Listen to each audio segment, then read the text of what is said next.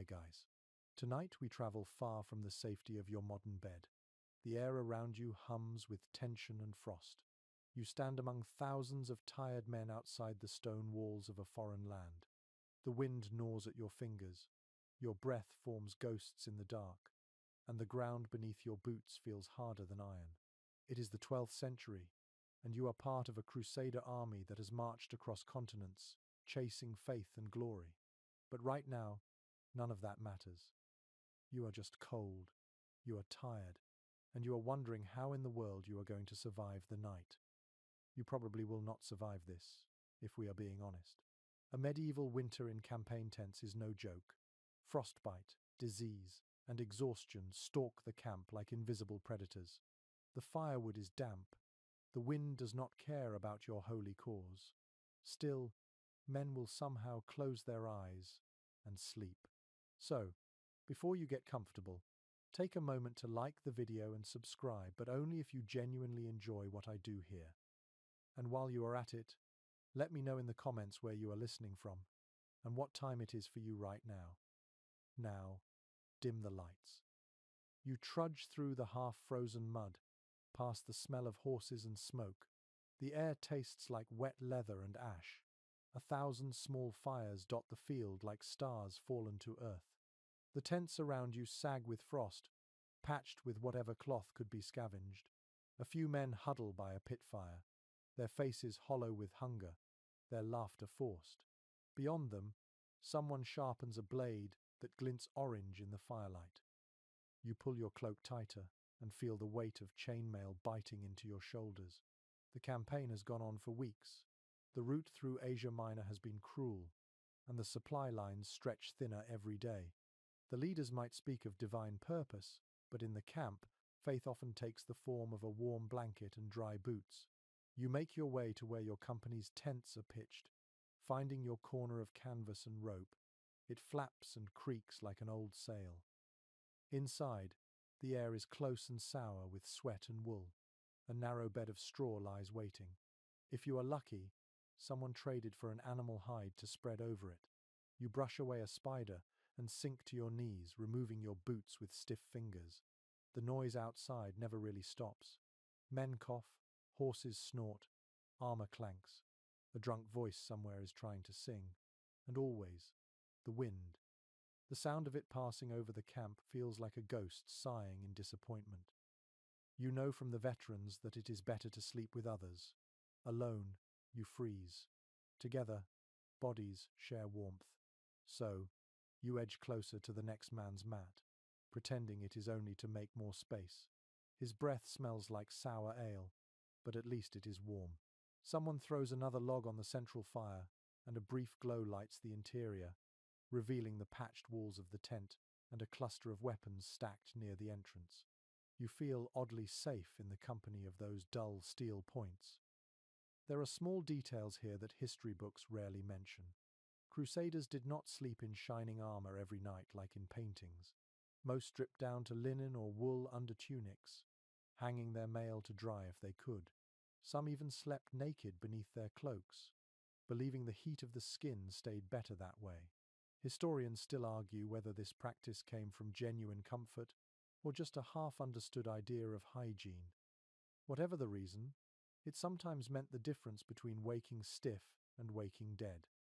You settle down at last, pressing your cheek to a folded bundle of cloth that pretends to be a pillow. The earth below you is unforgiving.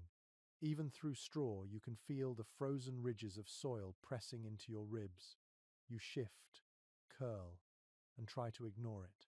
Outside, the faint crackle of the fire fights with the moan of the wind. A horse stamps somewhere close, shaking the frost from its mane. Your thoughts drift to home, to softer beds and warmer nights. You picture the wooden beams of your village hall, the smell of fresh bread, the laughter of familiar faces. But the image fades quickly, swallowed by the reality of the crusading camp. Here, survival is the only comfort. Some claim the first Crusaders hardened themselves through prayer, others through stubbornness. You, though, begin to realize it is not about strength or holiness. It is about small adjustments. wrapping your feet in dry cloth before sleep, keeping a stone near the fire and tucking it under your blanket for warmth, sharing breath with the man beside you without speaking about it. These are the quiet rituals that keep a soldier alive. The tent canvas shifts above you with a sigh, and flakes of frost drift down like ash. You close your eyes, trying to imagine that you are safe. Sleep comes in fits, broken by shivers and the scrape of armor. But eventually, it finds you. It always does. When dawn finally seeps through the cloth walls, the world is silver and still. The fires have burned low, and a crust of ice glistens over every rope and helmet. Your breath hangs heavy in the air, but you are alive. Somehow, against all odds, you made it through one more night. The march will continue soon, and tonight will bring the same battle between warmth and cold, faith and fatigue. But for now, you stretch your sore limbs, blink against the pale light, and remind yourself this is what devotion feels like when stripped of glory: cold, hungry, and painfully human. You wake stiff and aching from the cold, the sound of iron-shod boots crunching over frost already stirring outside. You can smell smoke and animal dung before you even sit up. The fire in the middle of the camp is little more than glowing ash, but the faint warmth is enough to remind you that you survived another night. You stretch, and your joints pop like the hinges of an old gate. Around you, men groan, cough, and mutter prayers as they force their frozen fingers to move. The first thing you notice is the weight on your shoulders, not just the chainmail or the padded gambeson beneath it, but the invisible heaviness of fatigue. Marching day after day across unknown lands, carrying not only weapons but fear, has a way of pressing down on the body until every step feels like a sentence. You drag your armor close and begin the familiar routine of dressing. Each buckle and strap a small act of endurance. The metal is cold enough to sting. You trudge outside the tent, breath clouding around you like fog. The morning sun glints on a sea of helmets and spearheads. Some men kneel in prayer. Others squat near the dying fires, holding their hands out for the last of the heat. The camp smells of sweat, horses, and yesterday's stew. Someone is already shouting orders.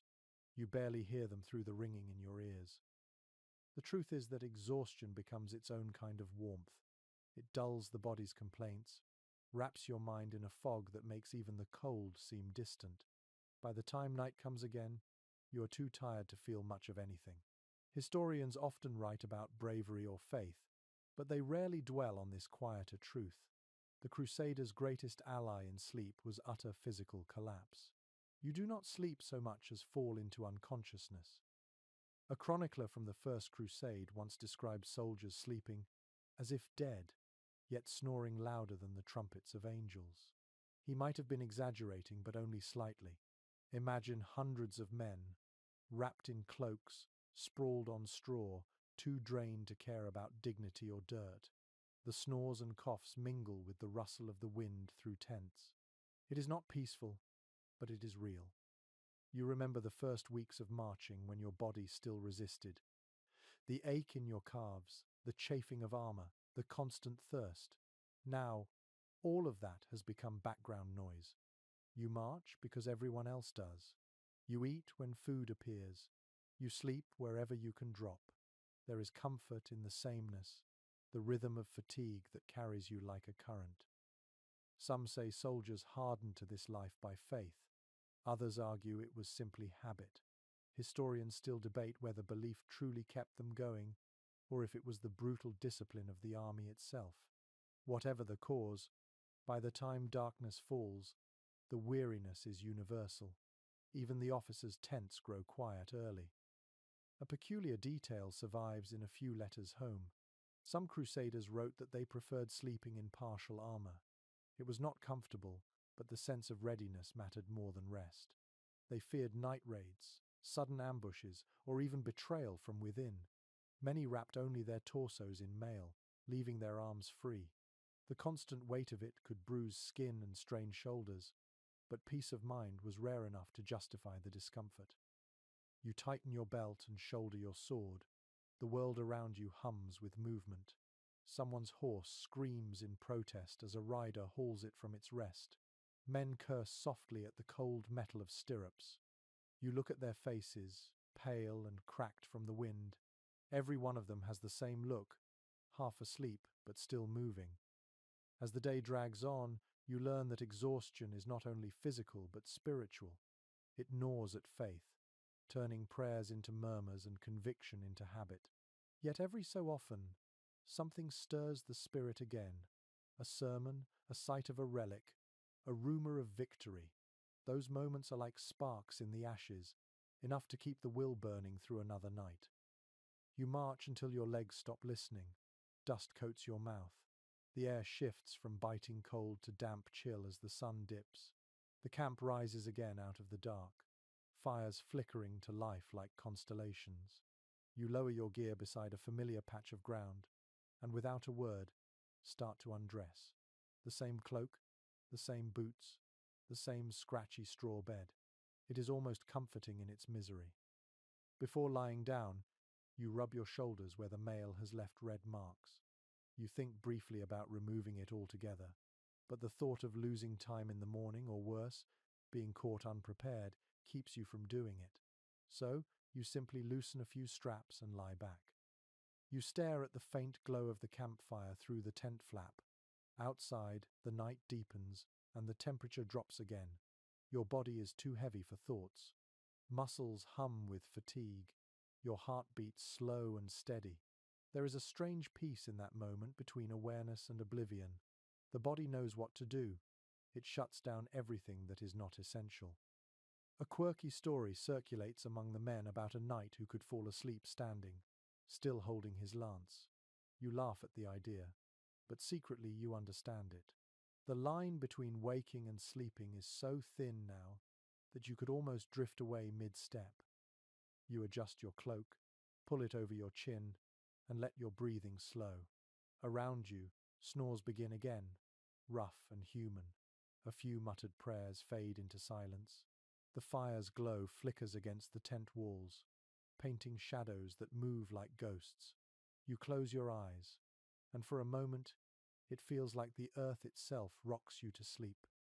Tomorrow will be the same. March, hunger, cold, and another desperate search for warmth. But tonight, exhaustion wins over discomfort.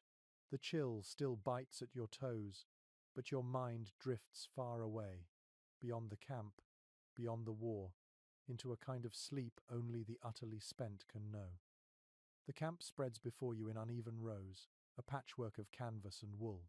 The morning chill lingers, threading through every seam, biting at fingers as you help raise the tent walls again after last night's windstorm.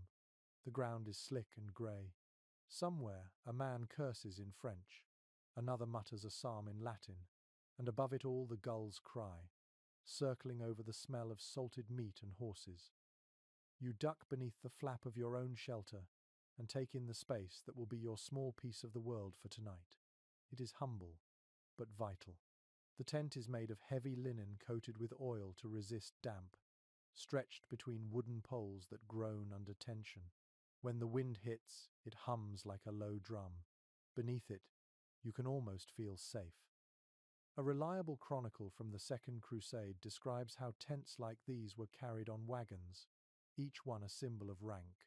Nobles slept under painted cloth, marked with crosses or personal crests. Common soldiers made do with plain ones, often patched from sails or cloaks. The wealthier knights sometimes lined the interior with wool or fur, but most men slept with nothing between them and the fabric except prayer and fatigue. Few people today realize how much of medieval warfare depended on tent making. Some units carried their own canvas craftsmen, soldiers who doubled as tailors by day and engineers by night. Others bartered with locals for hides and flax to patch tears. In the rare luxury of a permanent siege camp, a tent might evolve into something approaching comfort floor mats, candles, even a rough altar tucked into the corner. Modern researchers remain uncertain how well these tents truly kept out the elements. The surviving fragments suggest poor insulation by modern standards, yet written accounts mention men waking warm from shared body heat. Perhaps the canvas, dense with wax and grime, sealed better than it appears, or perhaps memory simply softened the discomfort. Either way, you learn that warmth is not only a matter of fabric, but of faith in what little you have. You lie back and run your hand along the rough weave above. Each thread holds stories of spinning wheels and women's hands far away. Every crusader carried pieces of home woven into their shelter. A knight from Normandy might sleep under flax from Flanders, a Lombard beneath wool spun in Jerusalem markets. These silent exchanges of trade followed armies wherever they marched, carrying the fingerprints of unseen workers across continents. As daylight fades, you crouch near the tent's entrance and watch the camp shift into its nightly rhythm. Some men hang charms on the ropes, small wooden crosses or bits of bone carved into symbols. Others patch holes with whatever they can find, bits of saddlecloth, scraps of a fallen comrade's tunic. The smell of pitch seeps into the air as seams are resealed by firelight. It is tedious work, but it keeps the wind out. Inside, the air grows heavy with the scent of oil and sweat. You notice how sound changes within these thin walls. Outside, it is the roar of men and horses. Inside, it becomes a heartbeat. Conversations muffle to whispers. The flicker of a candle throws enormous shadows. The tent becomes more than shelter. It becomes a cocoon, separating exhaustion from chaos. A peculiar detail mentioned in one forgotten diary claims that some soldiers sang quietly as they sealed their tents, believing certain hymns would strengthen the fabric. It sounds foolish to modern ears, yet when you think of the storms they faced, a whispered chant feels almost reasonable. You find yourself humming along with someone nearby, a melody rising and fading with the wind. You settle into your place, rearranging your cloak and weapons. The fire outside casts a dull orange glow through the seams. The flickering light makes the canvas seem alive, breathing with every gust. You imagine for a moment that the tent itself protects you, a living skin against the world's cruelty. When rain begins, you listen to it drum above, steady and hypnotic. The drops merge into a rhythm that blurs thought into half dreams. Water seeps at the edges, but you are too tired to care. A few unlucky soldiers curse as leaks find them, while you shift slightly and stay dry for now. A faint voice outside recites a prayer to St. George, asking for safe rest. Another replies in Greek, their accents tangled by exhaustion. The camp slowly quiets. In the distance, a bell marks the change of watch. The night feels endless, yet strangely peaceful. You think about the way people centuries later will picture these tents grand, orderly, noble. The truth is humbler. They smell of wet wool, smoke, and human closeness. They collapse in storms and must be rebuilt by cold, numb hands. They are not symbols of glory, but of endurance. Some modern archaeologists studying Crusader camps have uncovered tiny iron hooks and scorched rings of stones, remnants of where these tents once stood. It is strange to think of all those knights reduced to artifacts no bigger than a coin. Still, through those traces, you can almost hear the whisper of canvas and the sigh of sleeping men. You shift again, pulling your cloak higher, eyes half closed. The tent flaps with the rhythm of your breathing, as if the whole world inhales and exhales with you. Outside, the wind keens across the plain. Inside, there is only warmth, shadow, and the slow surrender to sleep. The ground beneath you hardens as the temperature drops again. You kneel, pushing your palm into the soil, feeling the chill creep upward through your wrist. The tent is flimsy protection against such cold, and the earth itself feels like a living thing, ancient and indifferent. Tonight you learn what every crusader must eventually accept. The world beneath is both your bed and your enemy. When you pull away the top layer of straw, a puff of cold mist rises. The straw crackles faintly, brittle from use. Someone traded good money for this bundle yesterday, cut from a nearby field that had already been scavenged by both soldiers and locals. There is never enough to go around. You shake it out, spread it evenly, and realize this yellow tangle of stalks may decide whether you wake stiff or not at all. Contemporary records suggest that soldiers on campaign often slept directly on straw mats or sacks filled with grass. In richer camps, reeds from riverbanks were mixed in to help keep moisture away. It was crude insulation, but surprisingly effective when layered properly. Those who had none used spare clothing, cloaks, or even horse blankets stolen from the stables. A curious detail mentioned in an old travel diary claims that some men slept over freshly cut branches, believing that the living wood would draw away illness. It might sound foolish to modern ears, yet when the cold eats through your skin, you are willing to believe anything that promises warmth. Modern researchers remain divided on how effective these makeshift beds really were. Some suggest that layering straw and fabric trapped enough body heat to make sleep possible, while others point to the endless reports of frostbite and illness. Perhaps both are true. The method worked just enough to keep a man alive, but not enough to make him comfortable. You watch as others prepare their beds. The scene feels strangely intimate. Men who would swing swords at dawn now squat in silence, arranging straw, rolling cloaks, spreading furs. A knight removes his boots, rubs his swollen feet, then buries them in the straw like a child hiding treasure. Beside him, a squire carefully shakes out a sheepskin, muttering about lice. The scent of animal oil and earth mingles into something oddly soothing. You lie down at last. The straw rustles softly beneath you, releasing a faint smell of summer. For a moment, it feels almost pleasant. You shift until your hips find the hollow that fits them best. Beneath the straw, the ground stays cold, but it is a distant cold now, muffled by the fragile layer between skin and soil. There is an art to sleeping on the earth. You must learn how to keep your heart warm while letting your face cool. You must position your arms so that blood does not stagnate. You must keep one ear tuned for danger, yet not so alert that you never rest. The veterans teach the new recruits to curl toward the east if possible, to catch the first warmth of sunrise. Little tricks of survival passed from one tired mouth to another. Few people today realize that Crusaders often shared their bedding with animals. A mule or dog lying nearby could mean a difference of several degrees of warmth. The animal's breath created a pocket of air just warm enough to make sleep bearable.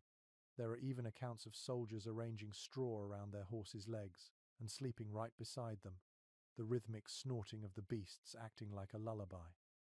You can hear that sound now, faint and steady, through the tent wall. Somewhere a horse shifts its weight, and the straw beneath you stirs in sympathy. You close your eyes, feeling the closeness of life in all its forms. The men beside you, the animals outside, the insects in the bedding, the invisible breath of the earth itself. The truth is that comfort was relative. After weeks of marching, a pile of straw felt luxurious. You have stopped dreaming of feather beds and hearth fires. Now your fantasies involve dry socks and an extra layer of wool. The mind adapts faster than pride admits.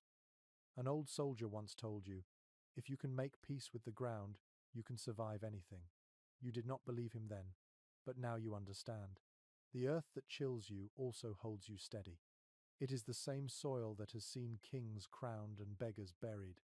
It accepts your weight without question. As the night deepens, the fire outside fades to a faint orange pulse. The straw shifts under your breathing, crackling softly like faraway rain. You listen to the whispers of other men settling in, a cough here, a prayer there. Someone laughs quietly, the sound dry as parchment. Then silence again.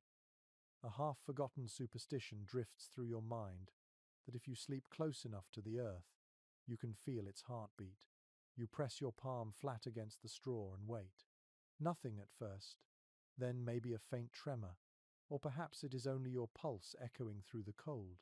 You cannot tell, but the thought is strangely comforting. You pull your cloak higher and let the night take you. The ground beneath feels less like stone now, more like a slow breath rising and falling beneath your body. It is not soft, but it is honest. You close your eyes, and for a few quiet hours you belong to the same ancient rhythm that has lulled travelers to sleep since time began. The sun slips behind a bank of clouds as evening deepens, and the camp takes on its nightly rhythm again. You wander toward the glow of the fires, your breath clouding in front of you. The air smells of wet ash and horse sweat. Everywhere, men are gathering sticks, blowing into smouldering piles, and coaxing flame from reluctant sparks. It is here, around these fragile circles of light, that the Crusaders learned one of their oldest forms of alchemy, turning cold and fear into warmth and fellowship. The fires are the heartbeat of the camp. Each one belongs to a small knot of soldiers, maybe 5 or 6 men, all crouched close. The flames paint their faces in shades of orange and shadow. They talk in murmurs, their words carried away by the wind before they reach another group. You join them, holding your hands out to the flickering warmth that feels precious as gold. Chroniclers from the period record that Crusader armies often spent as much energy tending their fires as fighting their enemies. Wood was scarce on many campaigns. Armies marching across Anatolia or the plains of Syria found themselves stripping orchards and tearing down wooden fences just to have fuel for the night. Some even burned the wagons that carried their food when the cold became unbearable. One overlooked detail in a soldier's letter describes how the men would bury glowing embers under ash before sleep, to preserve them for morning. It was a small miracle each dawn when a few breaths could summon fire again from the grey dust. That little ember meant coffee-like warmth in an age before such comforts existed. Experts remain uncertain how they managed fire control without burning down entire camps. Evidence from excavation sites shows only faint traces of hearths, suggesting that most fires were shallow pits lined with stones. Others believe soldiers learned to dig narrow channels so the smoke would drift sideways instead of upward, avoiding detection by nearby enemies. The truth may lie somewhere between engineering and luck. You squat beside the flames, watching the wood twist and pop. The smoke stings your eyes, yet you find yourself mesmerized. A knight across from you pokes the embers with his sword tip, pretending it is a dragon's tongue. His squire chuckles quietly, teeth flashing in the firelight. For a moment, everyone forgets the cold. The camp is alive with these tiny rituals. One man toasts a strip of dried meat, holding it just above the coals until the fat sizzles. Another warms a stone to place under his cloak later. The simplest things take on sacred importance here. You can almost taste the relief that spreads through the group as the warmth soaks into numb fingers. Few people today realize how dangerous campfires could be in enemy territory. A single spark at the wrong time could betray a whole company's position. Scouts often patrolled the perimeter, ready to smother flames if needed. Yet, men still risked it. Warmth was worth exposure. After all, what use is secrecy if the cold robs you of sleep and sanity? A peculiar story circulates through the camp, half legend and half warning. It tells of a company of soldiers who built too many fires one winter night and were spotted by Saracen riders.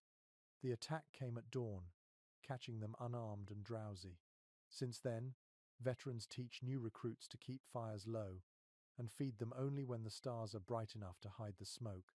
Whether the story is truth or exaggeration, you do not care. It feels real enough in this cold. You study the men around you. Their faces look softer now, lines of worry blurred by light and fatigue. Someone hums a tune under his breath, an old folk melody that sounds out of place here but comforting nonetheless. The fire crackles in rhythm with it. Even the horses nearby have settled, their silhouettes like moving statues against the sky. The fire draws memories as well as warmth. Talk drifts toward home, vineyards in France, farms in Flanders, the scent of bread in Italian kitchens. Every spark seems to call up another image from the world they left behind. You listen quietly, the nostalgia washing over you. The warmth on your skin makes those memories almost tangible, like touching sunlight through smoke. After a while, you notice something curious. The air farther from the fire feels sharper, cleaner, filled with stars. When you step back, the world expands again, black and vast. the silence punctuated only by distant hoofbeats and a wolf's faint cry. You shiver, then step forward once more into the orange circle, where life feels possible. Modern historians often note that the fire was more than heat. It was the camp's communication system. Orders were shouted across its light, and night watches relied on it to signal changes in guard. Its crackling noise masked private conversations and secret confessions alike. In every sense, the fire was both shield and stage. You wrap your cloak tighter and study the glowing coals. Sleep will come soon, and the embers will dim. You think of how fragile this comfort really is, how easily one gust or rain shower could erase it. You reach out a stick and nudge a coal into the center again, watching the flame bloom bright. It feels almost like hope. When you finally rise, your legs are stiff, but your body hums with warmth. You walk back toward your tent, the faint heat clinging to your clothes. Behind you, someone hums again, the tune carrying softly on the night air. The fire continues to crackle, small and defiant against the endless dark. You smile, knowing that in a world of steel and prayer, sometimes survival begins with something as simple as a well-tended flame. You wake to find frost edging your cloak and the air biting at your cheeks. The fire has burned down to pale ash, leaving no warmth behind. As you rise and stamp your feet, you think about the delicate art of keeping the body alive in such cold. It is not bravery or faith that saves you. It is the layers. Every garment, every scrap of fabric, becomes a weapon against the night. You kneel beside your pack and begin the slow process of dressing again. Linen first, always linen, because it breathes and keeps sweat from freezing against the skin. Then wool, thick and coarse, heavy with the smell of smoke and salt. Over that, a padded gambeson, quilted from countless scraps. Finally, the chainmail, cold as morning iron. You shudder as the weight settles on your shoulders. It feels like wearing an entire season of winter. A contemporary description from a Templar rulebook notes that the knights were instructed to wear tunics and cloaks of wool in winter, linen in summer. The detail seems small, but it reveals how even faith-based orders understood the science of comfort. Wool holds heat even when wet, and linen wicks away moisture. The combination became the medieval version of modern thermal layering. Few people today realize how inventive soldiers were with their clothing. Some stitched bits of fur inside sleeves, others lined boots with straw. There are mentions of improvised leggings made from horsehair rope or felt cut from saddle padding. One chronicler even joked that a certain company of Crusaders looked more like a herd of mangy beasts than men of God after weeks of such adaptation. You smile at the image. Survival was rarely elegant. Scholars still disagree about whether armor was worn at night for warmth or for safety. Some argue that the metal offered insulation against wind, while others claim it only trapped sweat and made the cold worse once removed. The truth likely depended on the climate, the season, and the soldier's luck. You imagine yourself in both states, half freezing either way. You step outside and stretch, your breath hanging in the still air. Around you, men are tightening belts, adjusting straps, checking buckles. Their movements are mechanical now, a daily ritual of resilience. The clink of metal mingles with the faint crackle of fresh fires being coaxed to life. Someone sneezes loudly. Another curses as his glove slips into the mud. It is an orchestra of ordinary suffering. As the day unfolds, you notice how much your body relies on rhythm to generate warmth. Marching, lifting, packing, each motion stirs blood through chilled limbs. The officers know this, which is why they keep the men moving even when everyone craves rest. Stagnation kills faster than battle. Later, as the sun sinks again and the camp reforms, you see men wrapping scarves and hoods before the wind returns. Layers are more than comfort now. They are identity. A knight's cloak might be dyed deep red or black, signaling allegiance. But underneath, every layer is the same rough brown of survival. Rank dissolves when frost sets in. A curious superstition circulates among the squires. Never remove all your layers at once. They say the cold spirits slip inside through bare skin. Some half-mocking priest claims the rule is symbolic of sin, but you sense a practical wisdom in it. You follow it yourself, changing one garment at a time, never fully exposed. You run your fingers over the seams of your tunic. Each stitch holds the memory of the hands that made it, maybe a sister, a mother, or a village seamstress who whispered blessings into the fabric. That quiet care feels closer tonight than any relic or sermon. You think about how faith and fabric are not so different. Both hold warmth if you tend them properly. Modern textile experts who study medieval clothing point out that wool from the Levant was softer and better spun than what Europeans brought. Some Crusaders adapted quickly, trading heavy northern cloaks for local robes. There is even evidence that they admired the layered style of desert peoples, learning that loose wrapping could trap heat just as well as tight stitching. Necessity makes quick students. You crouch beside a new fire and test the heat on your hands. The glow seeps into your palms, then deeper into your chest. You feel how the layers keep that heat close, trapping it like a secret. Someone next to you laughs, his breath clouding like smoke.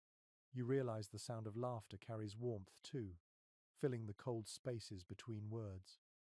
When night settles again, you stretch out beneath your cloak. The layers press close against your skin, smelling of wool, oil, and faint sweat. Each one feels like a story, a reminder that survival is made of small, practical choices. You close your eyes and breathe in the scent of the fabric, earthy and human. Outside, the camp hums softly with life, each sleeper wrapped in the same fragile defense against the vast dark. The cold no longer frightens you as much. It is an old adversary now, and you have learned its habits. It waits for carelessness, feeds on neglect. But tonight you are careful. Tonight you are wrapped in knowledge as much as cloth, and for a few quiet hours, that is enough. By now, the routine of the cold has become part of your body. Each night feels familiar, yet no less demanding.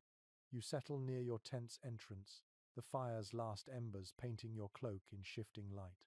You can smell the wool, the faint musk of lanolin, and the damp earth underneath. These are the smells of survival. The fabrics around you tell their own quiet story. Crusaders marched beneath banners of silk, yet slept wrapped in rough wool and linen. The contrast between glory and grit could not be sharper. A fragment of an old Crusader inventory lists wool cloaks, linen shirts, and coarse canvas bedding as essential provisions. No velvet, no silk for common soldiers. Even nobles discovered that a simple wool blanket mattered more than any jewel. Few people realize how advanced medieval textile work could be. Skilled weavers in Europe produced tightly spun wool that resisted wind and water better than most modern coats. Linen came from flax fields tended by entire villages, each plant pulled, combed, and beaten into thread. Every garment worn here carries the labor of dozens of unseen hands. You trace the weave of your cloak and wonder who made it. A forgotten merchant's ledger from the port of Acre mentions shipments of dyed fabrics arriving from Italy and Flanders, traded for spices and salt.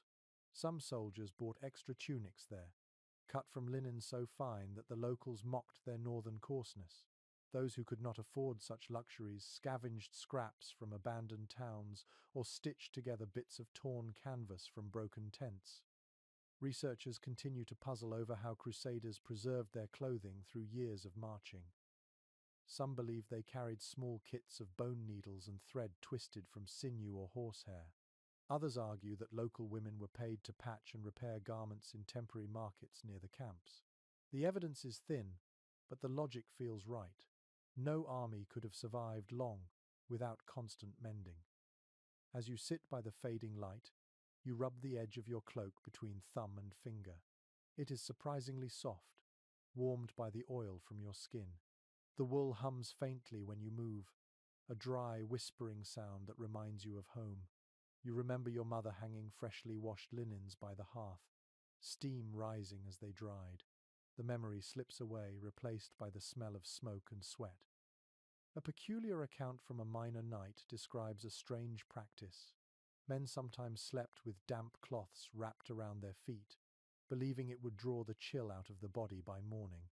It likely did the opposite, but such experiments show how desperate they were to outwit the cold.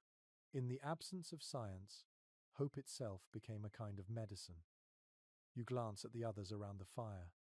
Some have draped their cloaks directly over the flames to warm them before sleep. A risky move, but it works if you are careful. The smell of singed wool hangs in the air. A few men share scraps of fabric to patch tears, their coarse fingers fumbling in the dim light. These are small acts of brotherhood born from necessity. Archaeologists studying sites from the later Crusades have uncovered fragments of dyed wool, still faintly tinted red or blue after centuries underground. The colors were symbolic, often marking allegiance or faith. A red cross sewn onto white cloth, a reminder that beneath layers of grime and blood, these men carried ideals as well as exhaustion. You lie back, your head resting on your folded cloak. The fabric crackles faintly as it settles. Around you, the sounds of the camp fade into the soft breathing of men too tired to dream. You tug your cloak tighter, tucking its rough edge under your chin. It is heavy, coarse, and a little damp at the hem, but it feels like a promise. The layers that keep you warm are the same ones that link you to the others. Each man wears the same fibers, endures the same itch, breathes the same smell of damp wool and burning pitch. In this shared discomfort, there is equality. Rank and wealth dissolve when the temperature drops low enough. A few tents away, someone hums a tune in a language you barely know. The melody threads through the camp like smoke, caught by the wind, rising and falling with the flames. The sound is simple, soothing, almost like the rhythm of weaving itself. You imagine the shuttle passing through the loom back and forth, creating the fabric that now guards your life. The night grows colder. You can feel the frost forming on the tent ropes outside, tiny crystals sparkling where the moon catches them. You pull the cloak over your head, shutting out the light. Inside the wool's darkness, there is warmth. It smells of effort and endurance. It feels like being held by the work of countless hands, stretched across centuries, whispering that you are not alone in your struggle against the cold. You lie close to another soldier tonight, the two of you breathing the same cloud of frozen air. There is no embarrassment in it now, only instinct. The body knows before the mind does that warmth shared is warmth saved. Around you, the tent hums softly with human sounds, sniffles, coughs, the sigh of shifting weight on straw. It is a strange lullaby, rough yet comforting. A reliable description from a chronicler of the Third Crusade says that foot soldiers often slept 2 or 3 to a bed of straw, as if they were brothers born of the same womb. The phrasing sounds poetic, but you suspect it was simply practical. 3 bodies pressed together meant 3 sources of heat. It was survival mathematics, not affection. Few modern readers realize how intimate medieval life could be. Privacy was a luxury, and sleeping shoulder to shoulder was common even in monasteries and city inns. Crusader camps, with their canvas walls and bitter nights, blurred the lines between friendship, duty, and necessity. You can feel the shared pulse of exhaustion in the air, an unspoken bond that smells of sweat, smoke, and fear. An amusing but plausible note in a 12th century letter mentions that some soldiers argued over who would lie in the middle, since the center was warmest. The unlucky men at the edges often woke half-frozen and resentful. You have learned to find that sweet spot yourself, the middle where you can steal warmth without drawing attention. Specialists studying medieval military life still debate whether this close sleeping arrangement bred camaraderie or tension. Some suggest it deepened trust, forging friendships that lasted long after the campaign. Others argue it caused quarrels, theft, and disease. Both may be right.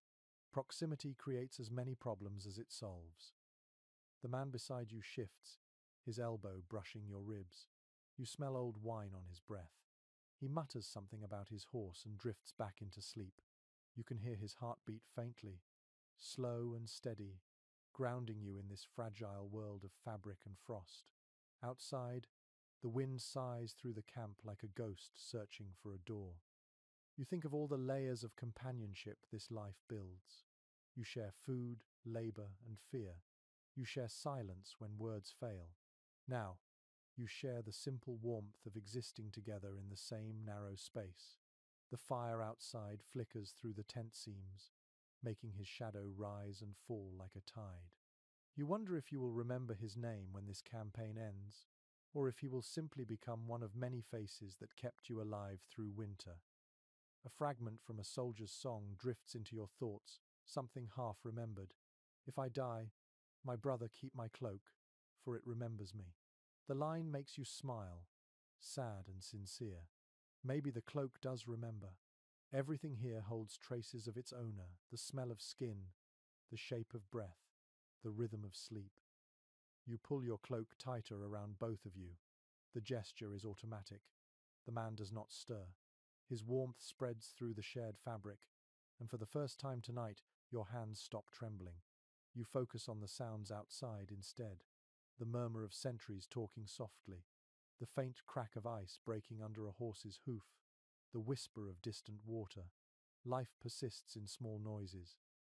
A curious discovery by archaeologists in the Levant shows traces of twin impressions in what once was a sleeping pit, pressed side by side into hardened soil, the marks of two bodies preserved in time, curled close, like mirror images.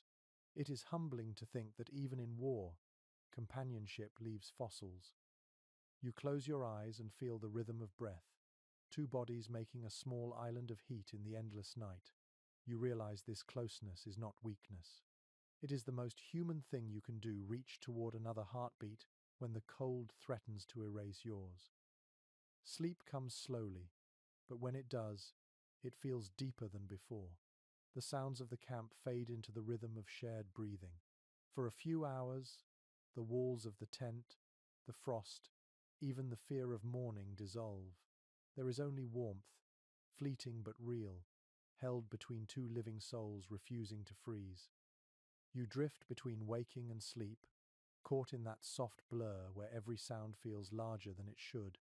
The camp around you breathes, creaks, and murmurs in its uneasy rest. Someone snores like a grinding millstone, and another coughs until the tent cloth trembles. Beyond those familiar human noises lies the real orchestra of the night, the rhythm of the watch. A careful chronicler of the Third Crusade once noted that the night watch was the spine of the camp, a living line of men who kept danger at bay while others slept. Their steps were measured, slow and steady, marking time through darkness like the pendulum of survival. Every 2 or 3 hours, the guards rotated, each pair walking a circle around the camp's edge, their torches low to hide the light. Few people today imagine how deeply those sounds shaped the dreams of the soldiers within. The scrape of boots over gravel, the faint clink of weapons, the quiet challenge whispered to approaching shadows. Each sound meant safety for now, and dread for later. The absence of sound, though, that was what froze your blood. Silence meant something had gone wrong. A curious line in a French knight's diary mentions that some men could not sleep without hearing the regular call of the watch. It became a kind of lullaby, a reminder that someone was awake to keep death at a polite distance. You can relate. The rhythm of footfalls and soft murmured counters feels strangely comforting, like the heartbeat of the camp itself. Specialists in medieval warfare still argue about how disciplined these night watches really were. Some believe they followed strict rotation and precise routes, with torches dimmed and horns ready for alarm. Others think that exhaustion often led to lapses, men leaning on spears and dozing under the stars. The truth, as always, probably wandered somewhere between the two. You shift slightly, your ear pressed to the earth, catching faint vibrations as the guards pace. You can almost trace their path in your mind, each circle of movement weaving around the sleeping army like a protective thread. The sound fades, replaced by the wind whispering across the tents, then returns again. Step, pause, step, pause, a rhythm as old as fear itself. Someone outside mutters a password, answered by another voice. Then the faint sound of laughter. You imagine them stamping their feet against the cold, huddled together, sharing the last warmth of their torches. The firelight throws tall, wandering shadows that stretch across the frozen ground like restless ghosts. In quieter moments, you can hear animals stirring too, horses shifting in their sleep, the faint jingle of tack, a dog padding through straw.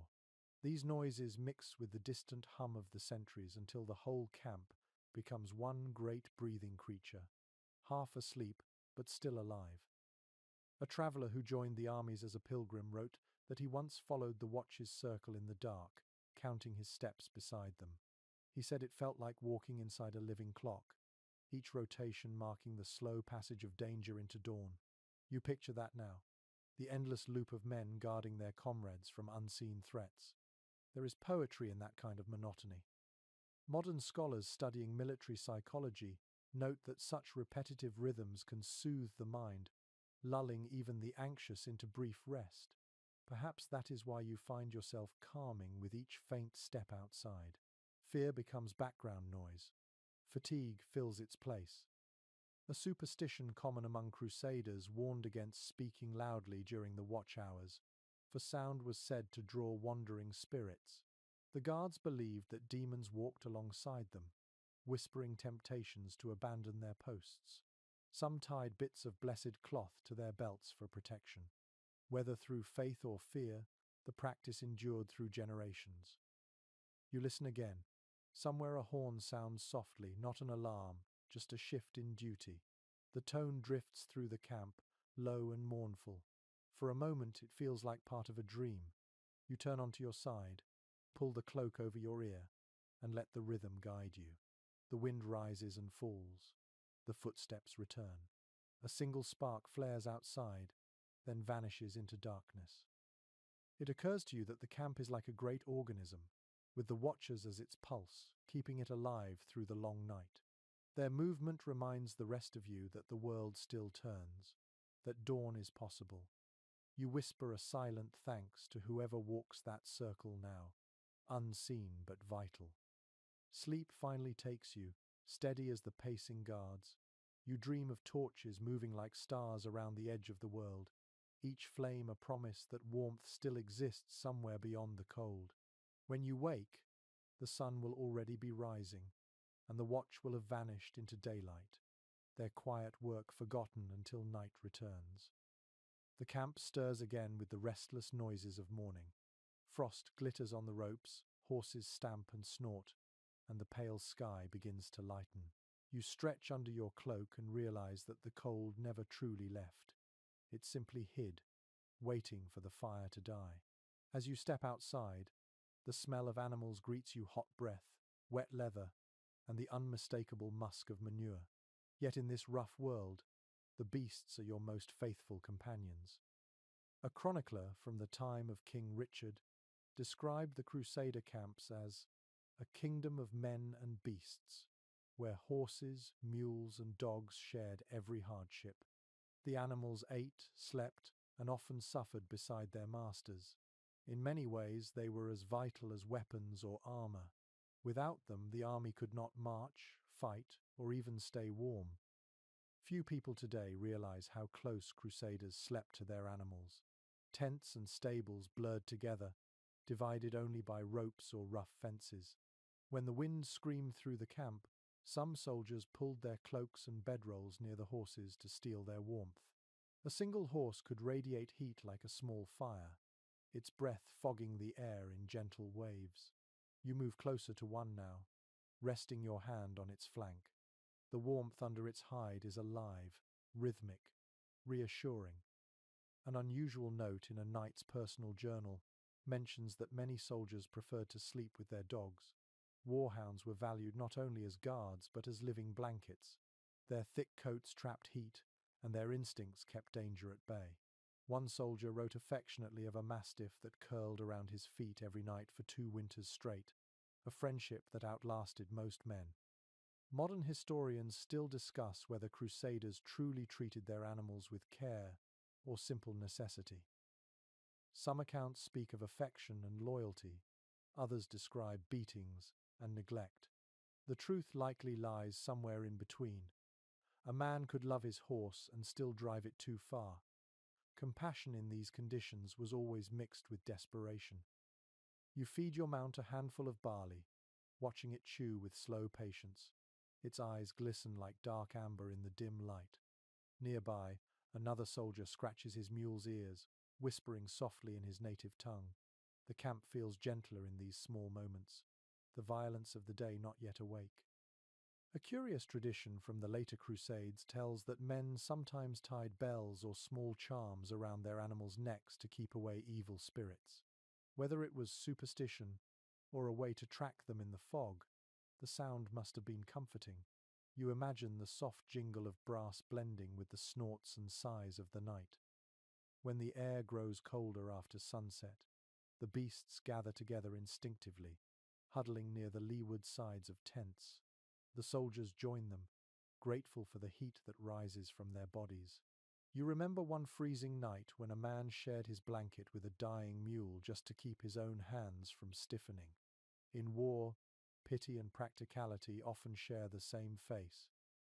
Archaeological digs near ancient Crusader camps have uncovered traces of compacted soil marked by hoofprints and burned hay, evidence that fires were sometimes lit inside animal enclosures for extra warmth.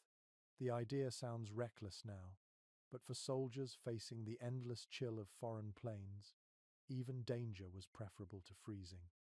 You close your eyes and breathe deeply. The scent of hay and horsehair fills your lungs. It is not pleasant, but it feels alive. The warmth of the beast beneath your hand travels into your bones. You understand now that survival was always a shared act, a partnership between humans and animals forged in necessity. The man beside you laughs softly, telling a story about his horse stealing a loaf of bread from the cook's tent. His laughter rolls through the morning air, light and brief. You laugh with him, and for that small instant, the camp feels like a village waking for work rather than an army preparing for hardship. As night approaches again, you lead your horse closer to your tent. Its body blocks the wind that cuts through the canvas. The rhythmic sound of breathing yours, the horses, the faint murmur of others nearby blends into one long sigh. You pull your cloak around you and lean against the animal's warm flank, feeling the pulse beneath its skin.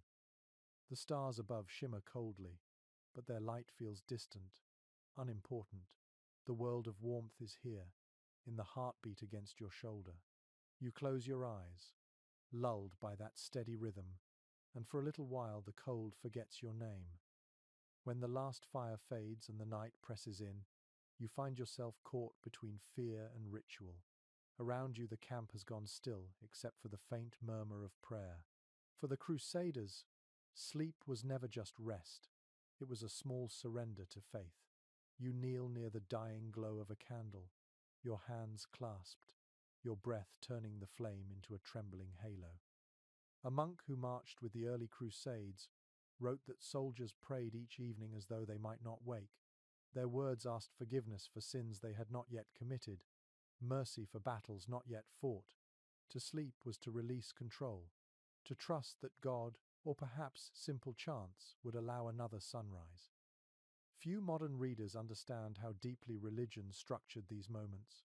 Crusaders did not separate faith from survival. Every action, from eating to undressing, was framed as devotion. The camp became a moving monastery where swords replaced psalters, and even exhaustion became an offering. You whisper the same prayers now, half out of belief and half from habit, letting their rhythms steady your pulse. An obscure pilgrim's note tells of soldiers carrying small wooden crosses into their tents, pressing them beneath their pillows before sleep. The belief was that the symbol would guard against evil dreams and wandering spirits. Sometimes the crosses broke under their heads, leaving splinters that felt like punishment, yet they still used them. Faith, even when painful, was preferable to fear. Historians remain divided on how sincerely the Crusaders held to nightly devotion. Some see it as true piety, others as superstition reinforced by the terror of darkness. Either way, the result was the same. Prayer offered a rhythm for the restless, a bridge between exhaustion and surrender. You shift on your knees, the ground cold and unyielding. The candle flickers again, and the flame paints soft light on your hands. You think of the priests who bless these soldiers at dawn, of relics carried through battle, of the murmured Latin that floats through the night like incense. You do not understand all the words, but the sound alone feels protective. Around the camp, quiet voices rise and fall.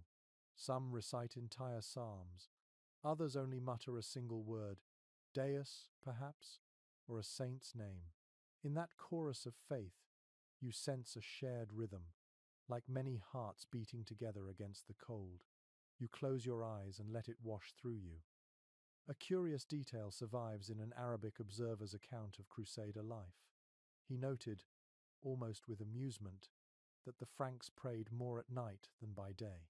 To him, their fear of darkness bordered on madness, a sign of weakness. Yet even he admitted that their devotion gave them a strange resilience.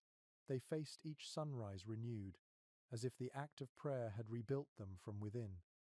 You breathe deeply, letting your body sink toward the straw beneath you. The scent of smoke and tallow fills the tent. Someone nearby hums a hymn, the melody soft and slow. The tune circles in your mind long after the voice fades. For a moment, you are neither soldier nor pilgrim, just another soul asking the night to be kind. The candle's flame gutters low, then steadies. You trace its outline with your eyes until everything blurs. Faith is not comfort tonight. It is structure, something to lean on. You think of the churches back home, their stone walls thick with warmth, the echo of choirs filling them. Here, under thin canvas, that echo is replaced by the hush of wind, but it is still enough. You stretch out, wrapping your cloak tighter. The last prayer of the night slips from your lips, not memorized but instinctive, a quiet plea that sleep come quickly and without dreams. The candle dies at last, leaving only the faint smell of smoke and wax. For a moment, everything holds its breath. The world feels suspended between light and dark, belief and fatigue. Then the rhythm of sleep takes you, slow and gentle, carrying your whispered prayer into the silence of the stars. You sleep, but your mind drifts far from the tent. The air feels softer here, the earth no longer cold but weightless beneath you. In your dreams, you walk through a misty plain where distant bells echo, and you are not sure if they ring from home or from heaven. Dreams for a crusader are never just dreams. They are messages, memories, or warnings carried by the night. A monk who recorded the lives of soldiers on the march wrote that dreams were taken seriously in the camps.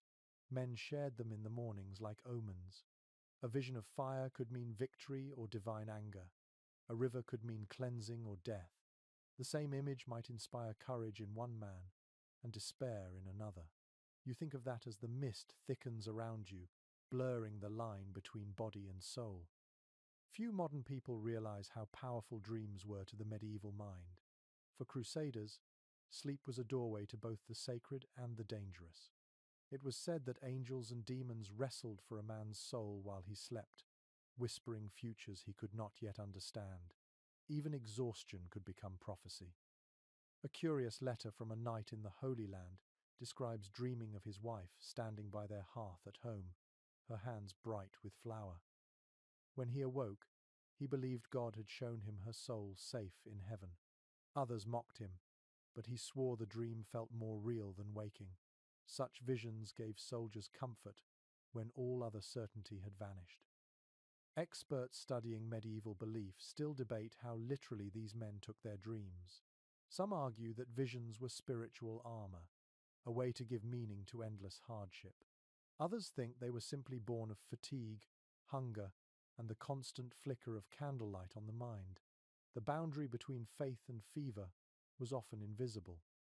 You shift in your sleep, your hands twitching as if you could grasp the images passing by. You see home again, the wooden beams above the hearth, the scent of baked bread, a familiar face laughing softly. It is a memory so vivid that you can almost feel the warmth of it, but when you reach out, the figure dissolves into frost. The dream shatters like thin ice. You wake with a start, your breath visible in the cold air. The tent around you feels both too small and infinite. Someone nearby murmurs in their sleep, and the fire outside has long since died. You listen to the night and realize how fragile the distance is between peace and terror. Sleep may bring rest, but it also opens doors you cannot close. You close your eyes again and try to return to the warmth of the dream, but instead, new images come. Faces you do not know, battles you have not fought, a sky filled with strange light. You wonder if the saints truly visit in sleep, or if the human mind simply needs to imagine comfort in a world so devoid of it.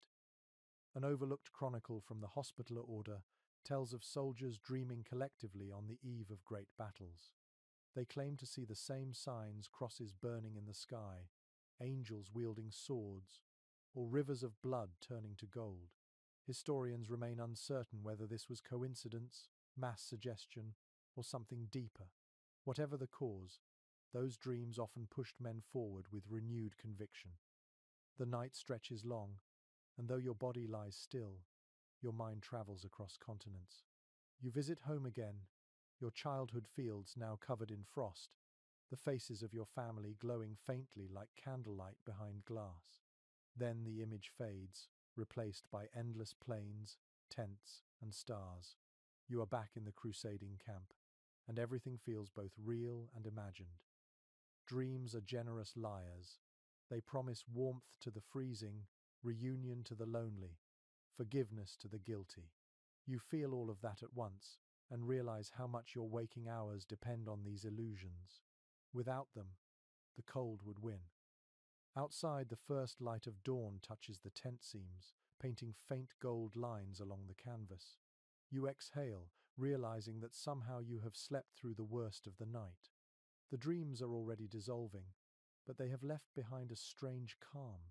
You are not sure whether to thank God or your own exhausted brain, but either way, the gift of sleep feels divine. You sit up slowly, rubbing your eyes. The camp is beginning to stir again. A rooster crows from somewhere near the stables, and the smell of smoke returns as someone rekindles a fire. You pull your cloak tighter, grateful for the dull ache in your limbs that proves you are alive. The dream still lingers faintly at the edge of your thoughts. You cannot recall its details, only the feeling of warmth and the sound of bells fading in the distance. Maybe that is all it was meant to give you a reminder that, even here in the harsh heart of the world, the mind can still find beauty in the dark.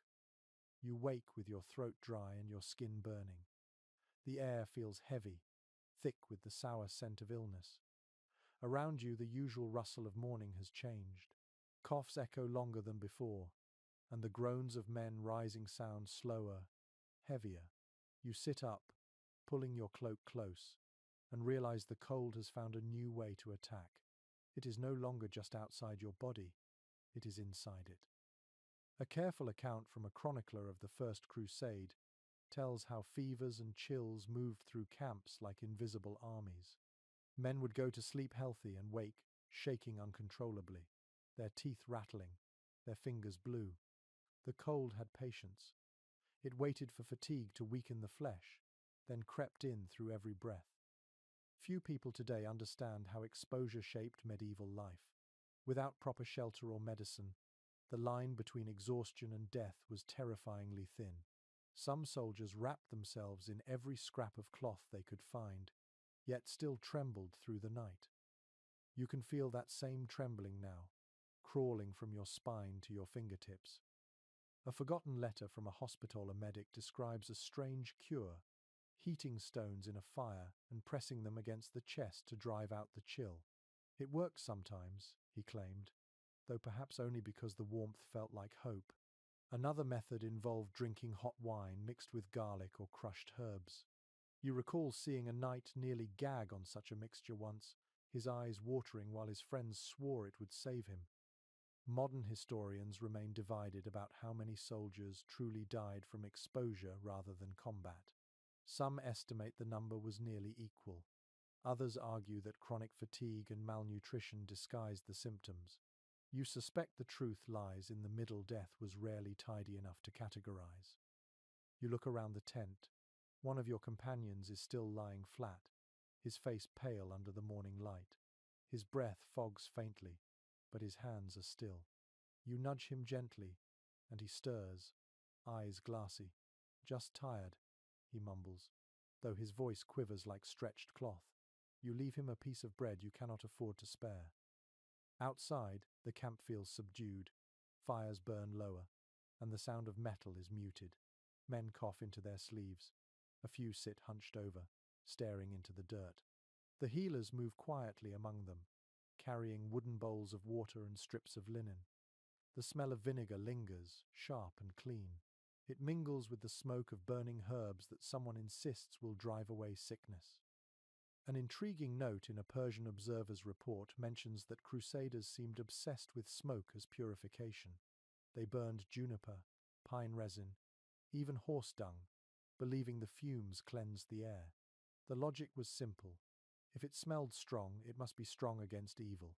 You wrinkle your nose at the memory of that stinging cloud, though you remember how it gave a strange comfort on freezing nights. The medics themselves are a study in contradiction. Some pray as they work, crossing themselves between each patient. Others mutter curses when bandages freeze to wounds. Their tools are simple: knives, needles, cups for bleeding, and whatever cloth they can find. You watch one man heat a small blade in the fire, the metal glowing orange. The light flickers against his weary face, and you can see both devotion and despair in his eyes. A veteran beside you speaks quietly, saying that the cold takes a man more gently than the sword. It lets him drift away in his sleep, his breath slowing until it simply stops. You do not know if he says it for comfort or warning. Either way, you find yourself pulling your cloak tighter, as if that could hold your life in place. By evening, the sickness has deepened. The healer's tent glows with candlelight, the silhouettes of bodies shifting within. Someone outside whispers a prayer to Saint Roche, protector against plague, though no one knows what illness stalks the camp tonight. The men speak of cursed winds or bad water. One claims the cold itself has a soul, that it moves from tent to tent like a jealous spirit. You laugh softly at the superstition, but not entirely.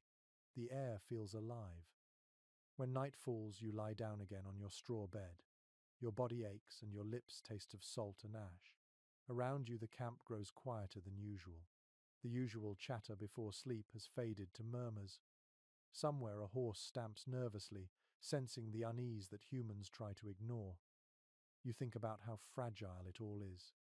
Faith, courage, even the layers of wool that keep you alive, they are only thin defenses against the vastness of cold and time. You close your eyes and breathe carefully, counting each exhale like a prayer. For now, the fever has not taken you. You are still here, wrapped in sound and breath, and the stubborn will to live. The wind rises again, and the tent shivers as if alive. You feel a spark of warmth from the small fire outside, faint but real. It touches your cheek like a blessing. You decide that must be enough for tonight. You pull your cloak to your chin, whisper a single line you barely remember, and drift toward a shallow, uneasy sleep. The morning light creeps slowly into the camp, pale and uncertain. You wake to the sound of soft voices outside, women's voices. They are not soldiers, but they move among the tents with the confidence of those who belong. They carry buckets of water, baskets of bread, bundles of linen. Without them, the camp would fall apart within a week. An early Crusade chronicle describes these women in brief, respectful tones: cooks, laundresses, nurses, and sometimes companions. The official records rarely name them, yet every soldier knew that they were the quiet backbone of the march. They washed wounds, patched clothing, and buried the dead when no priest was nearby. Their presence was both practical and forbidden, holy and scandalous in equal measure. Few modern readers realize how many women followed the armies eastward. Some were wives who refused to stay behind, others merchants or pilgrims seeking protection. A few were former servants who saw in the crusading host a chance for survival. They traveled the same roads, endured the same cold, and faced the same hunger. A fragment from a letter found near Antioch describes a woman who baked bread for soldiers in exchange for scraps of cloth.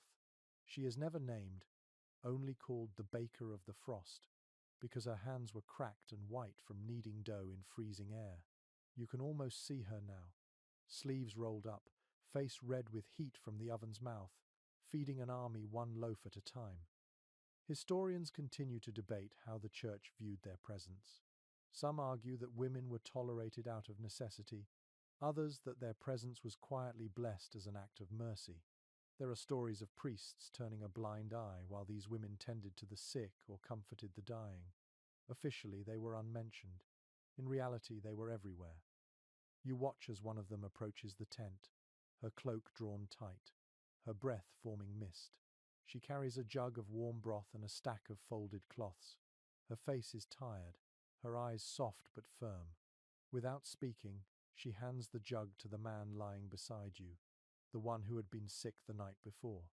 He nods weakly, his lips barely forming words of thanks.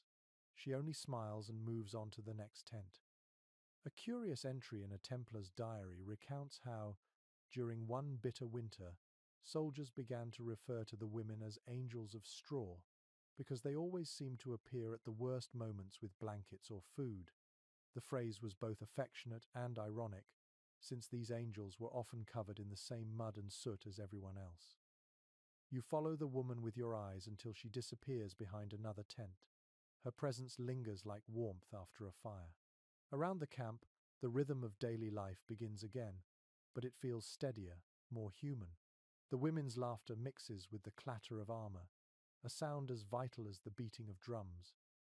A researcher who studied Crusader settlements once noted that evidence of women's work, broken pottery, spinning whorls, and charred breadcrumbs appears in every layer of excavation.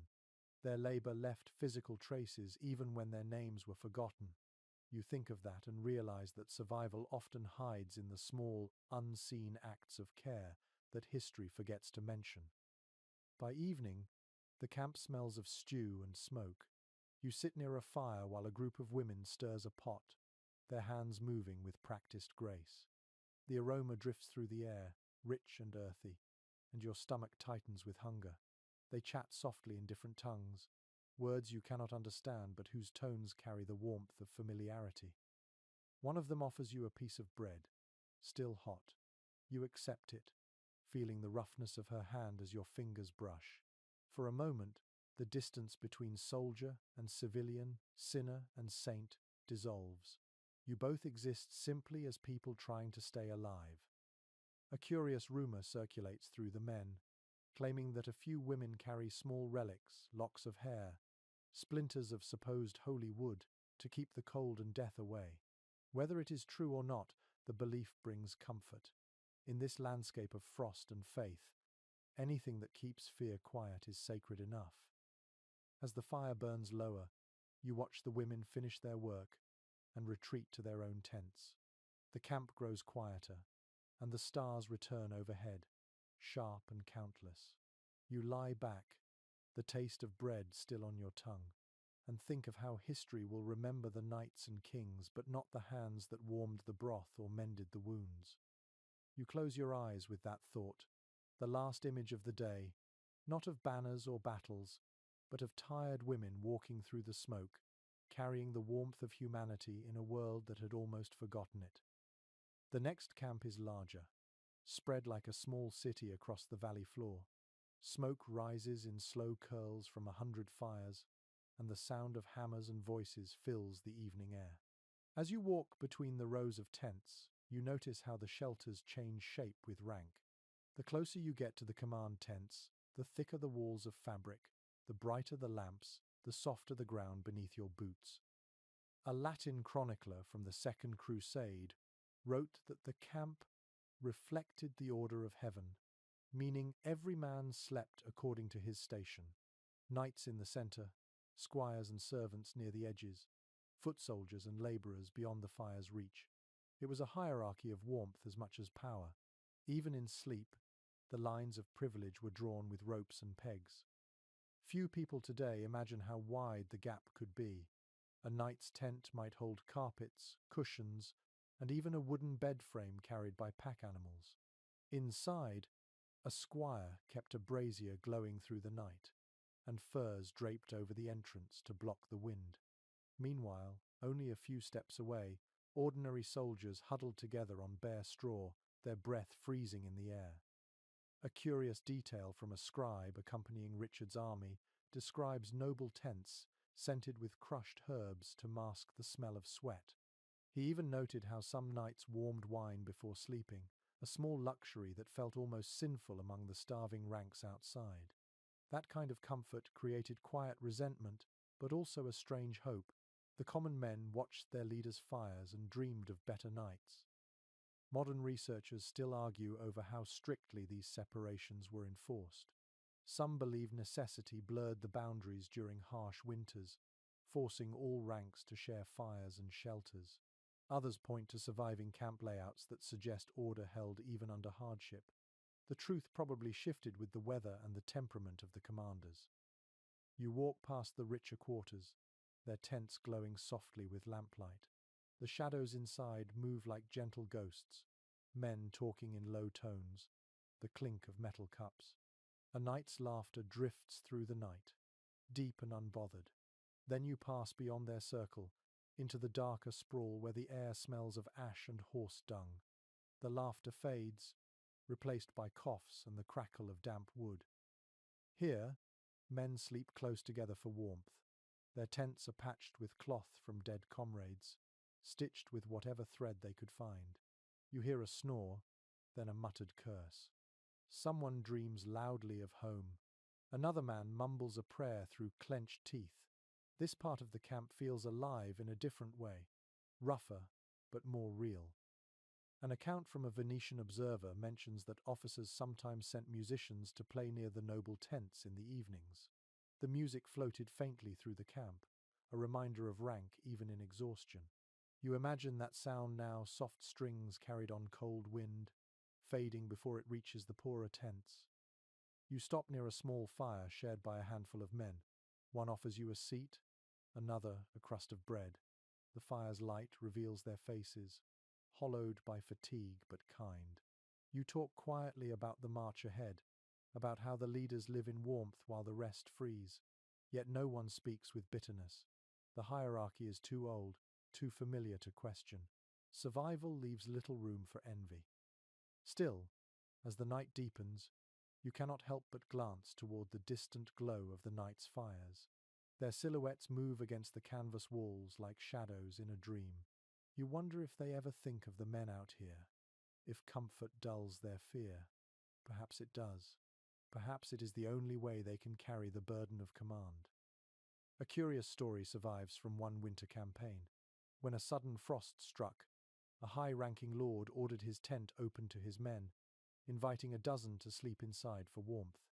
By morning, most of them were dead, the fire having burned low in the night, the smoke trapped beneath heavy cloth.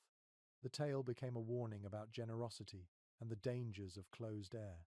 You think of that as you watch the smoke from your own fire curl into the open sky. You pull your cloak tighter and lie down near the edge of the circle. The sound of laughter still drifts faintly from the noble tents, but it no longer stings. You are too tired to resent anything tonight. The fire flickers, your companions settle into quiet breathing, and the stars above seem close enough to touch. The ground beneath you is as cold as ever, but the knowledge that the same wind touches kings and soldiers alike feels oddly comforting. You close your eyes and let that equality lull you towards sleep, a small rebellion against the invisible walls of rank that surround the camp. By now, the camp no longer feels temporary. Wooden stakes rise around the perimeter, forming rough palisades.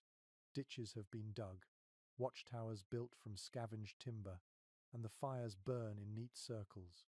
You can smell the difference immediately. This is not a wandering army tonight. This is a fortress that breathes.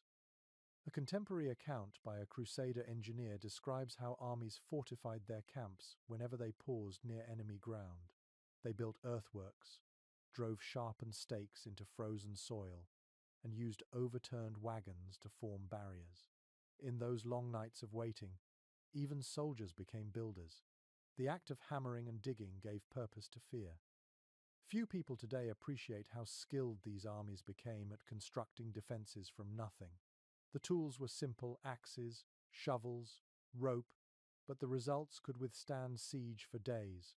By dusk, the outer walls looked sturdy enough to deter raiders, though everyone knew they were little more than symbols of control against chaos. An interesting note found in a Byzantine observer's chronicle mentions that Crusaders often blessed their newly fortified camps, sprinkling water from helmets and reciting Latin prayers over sharpened stakes. To them, wood and faith worked hand in hand.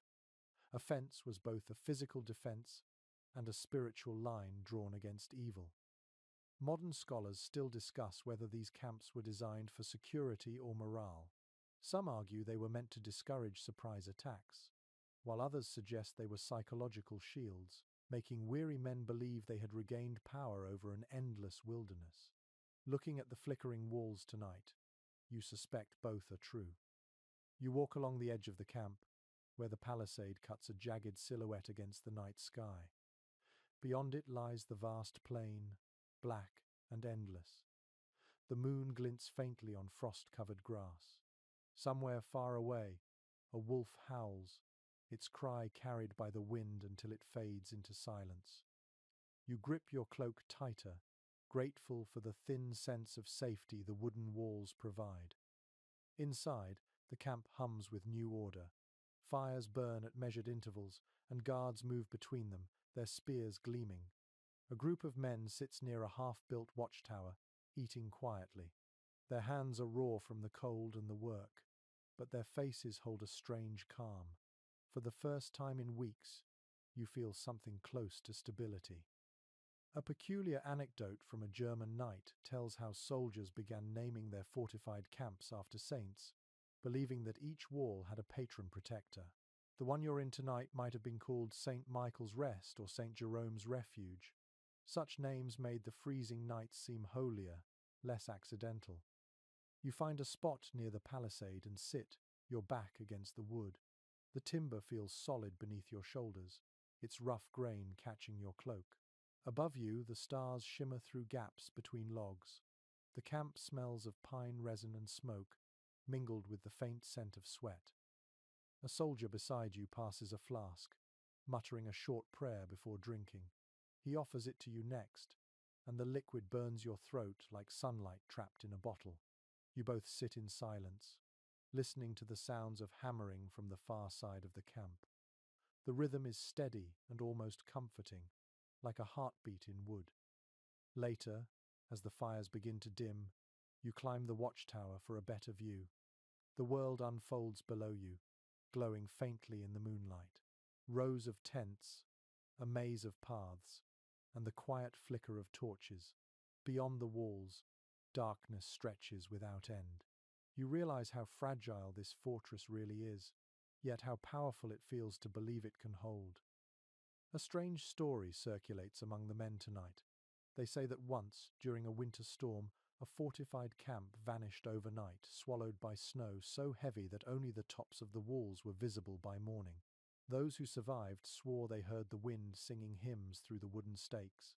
Whether the story is true or not, no one dares laugh at it. The line between weather and miracle has always been thin here. As you descend from the tower, you notice how quiet the camp has become. The wind presses against the walls, making them creak like the hull of a ship at sea. You lie down near the base of the palisade, the wood shielding you from the worst of the gusts. The sound of hammering fades, replaced by the deep stillness of a fortress at rest. You close your eyes and imagine the walls around you glowing faintly with the prayers that built them. Every plank, a whispered promise of safety. The world beyond is vast and cold, but within these fragile defenses, you let yourself drift. The wood groans softly above you, not as warning, but as a lullaby shaped by human hands.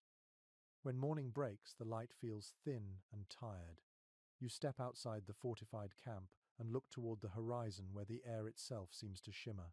The army has moved again, leaving behind the wooden walls that gave you a few nights of peace. Ahead lies a new kind of cold, one that changes its face with every mile. Sometimes it comes from the high passes of Anatolia, sharp and dry, cutting through armor like glass. Other times it rises from the sands of Syria, where the sun burns by day and the chill bites even harder by night. A veteran once told you that there are two kinds of cold in this world: the kind that comes from lack and the kind that comes from too much. Too much height, too much sky, too much emptiness. You begin to understand what he meant as you march along the dusty road, the wind curling around your face with the smell of stone and salt. Records from Crusader expeditions describe how soldiers struggled to adjust to these extremes. Many who survived the frozen passes of Asia Minor later fell ill under the starry, icy nights of the desert. Their armor and woolen cloaks that once protected them from frost became traps for sweat and sand. The same gear that saved lives in one place could endanger them in another. Few modern readers grasp the contradiction of desert cold. During the day, you can feel the heat clawing at your lungs, but once the sun falls, that same air turns against you. The stars come out like sharpened points, and the wind feels ancient, as if it carries the breath of forgotten gods. You pull your cloak tighter, but the chill seems to rise from within the earth itself. A curious detail in a letter written by a soldier stationed near Damascus mentions that men sometimes slept half buried in sand to trap their body heat.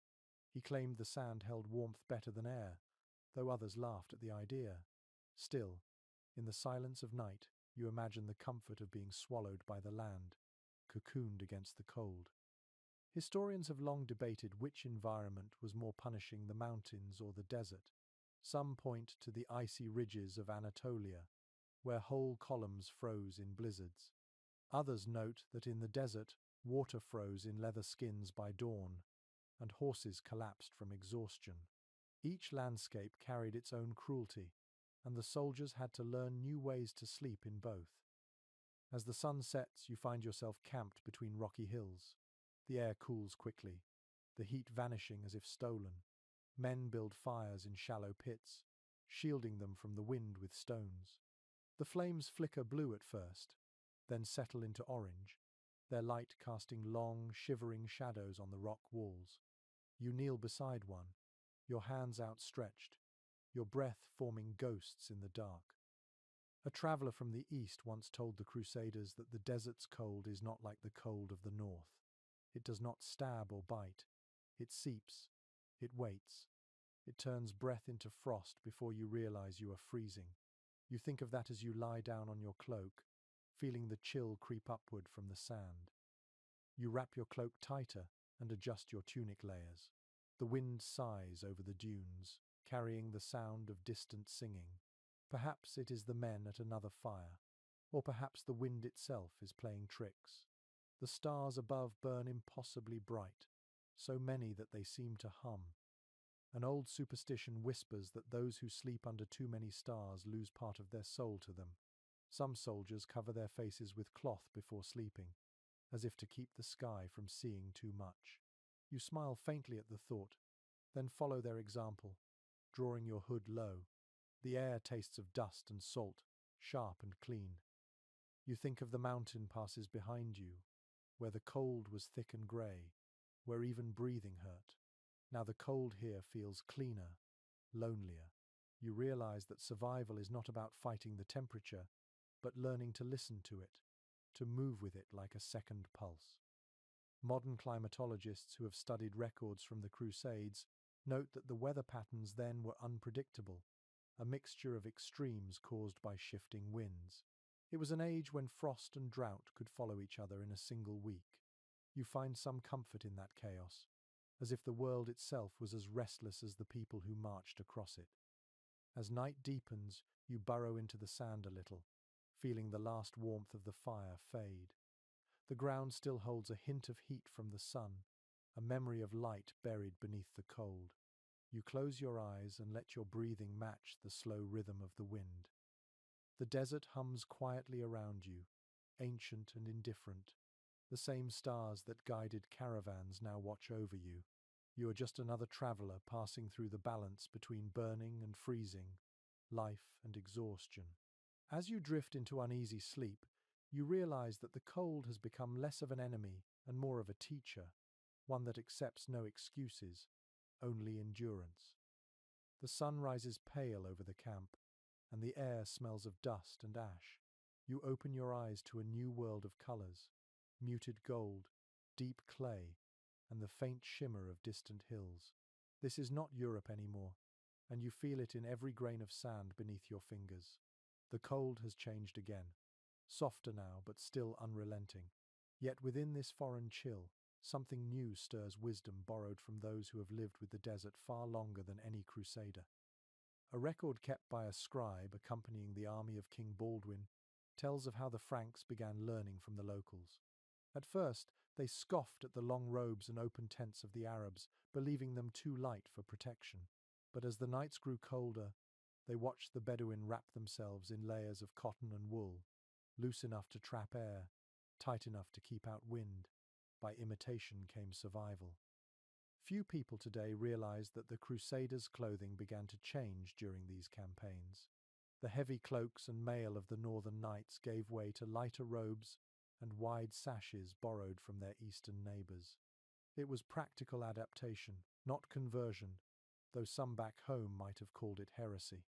You run your hand over your own tunic now, rough wool patched with a strip of fine linen traded from a Syrian merchant. The mix feels strange but right. An account from a pilgrim physician describes the first time he saw a crusader warming his tent with a charcoal brazier, a technique learned from locals who used small clay pots filled with embers. The soft glow gave gentle heat without smoke. That detail still feels miraculous when you see it in use tonight, the faint red light like a heartbeat inside the canvas. Specialists studying the exchange between East and West still debate how much influence passed in each direction. Some argue the Crusaders adopted local customs out of respect for efficiency. Others believe pride delayed their learning, and only desperation forced them to change. You suspect it was both. Pride always yields eventually to cold. You step outside and watch the camp bustle with quiet industry. A group of men unrolls rugs woven with geometric designs, their colors faded but still beautiful. They use them not for prayer, as the locals do, but for insulation, layering them beneath sleeping mats. The ground feels warmer, less hostile. It is a small discovery, yet one that spreads quickly among the soldiers. Nearby, a man tends to a brazier, gently fanning the coals with a flat piece of leather. He smiles when you approach and gestures for you to warm your hands. The heat rises steadily, different from the sharp bite of wood fires. It is the kind of warmth that lingers, not blazes. You realize that the locals have mastered the art of conserving energy, not wasting it. Every flicker of flame is precious. A peculiar story circulates in the camp tonight, one that has already grown into legend. It tells of a knight who mocked a local trader for wearing a long robe instead of armor. When a sandstorm struck that evening, the trader wrapped himself completely in cloth and survived, while the knight suffocated beneath the weight of his mail. Whether true or not, the story spreads quickly, becoming both warning and lesson. Modern historians who study cross-cultural contact often describe this period as one of quiet transformation. Beneath the noise of war, there was an undercurrent of exchange: spices for steel, fabric for discipline, knowledge for stubbornness. Even enemies recognized each other's wisdom when survival demanded it. As night falls, you return to your tent. The brazier glows faintly, and you arrange your cloak and robes around it as you have seen others do. The warmth spreads evenly, touching the fabric, the straw beneath you, and the air around your face. It feels like breathing inside a whisper. Outside, the camp murmurs with life. Men speak softly, some reciting Latin prayers, others repeating Arabic words they barely understand. A strange harmony has formed between languages. The sounds of hammering have faded, replaced by the rhythm of voices and the hiss of cooling metal. You lie back and stare through the open flap of the tent.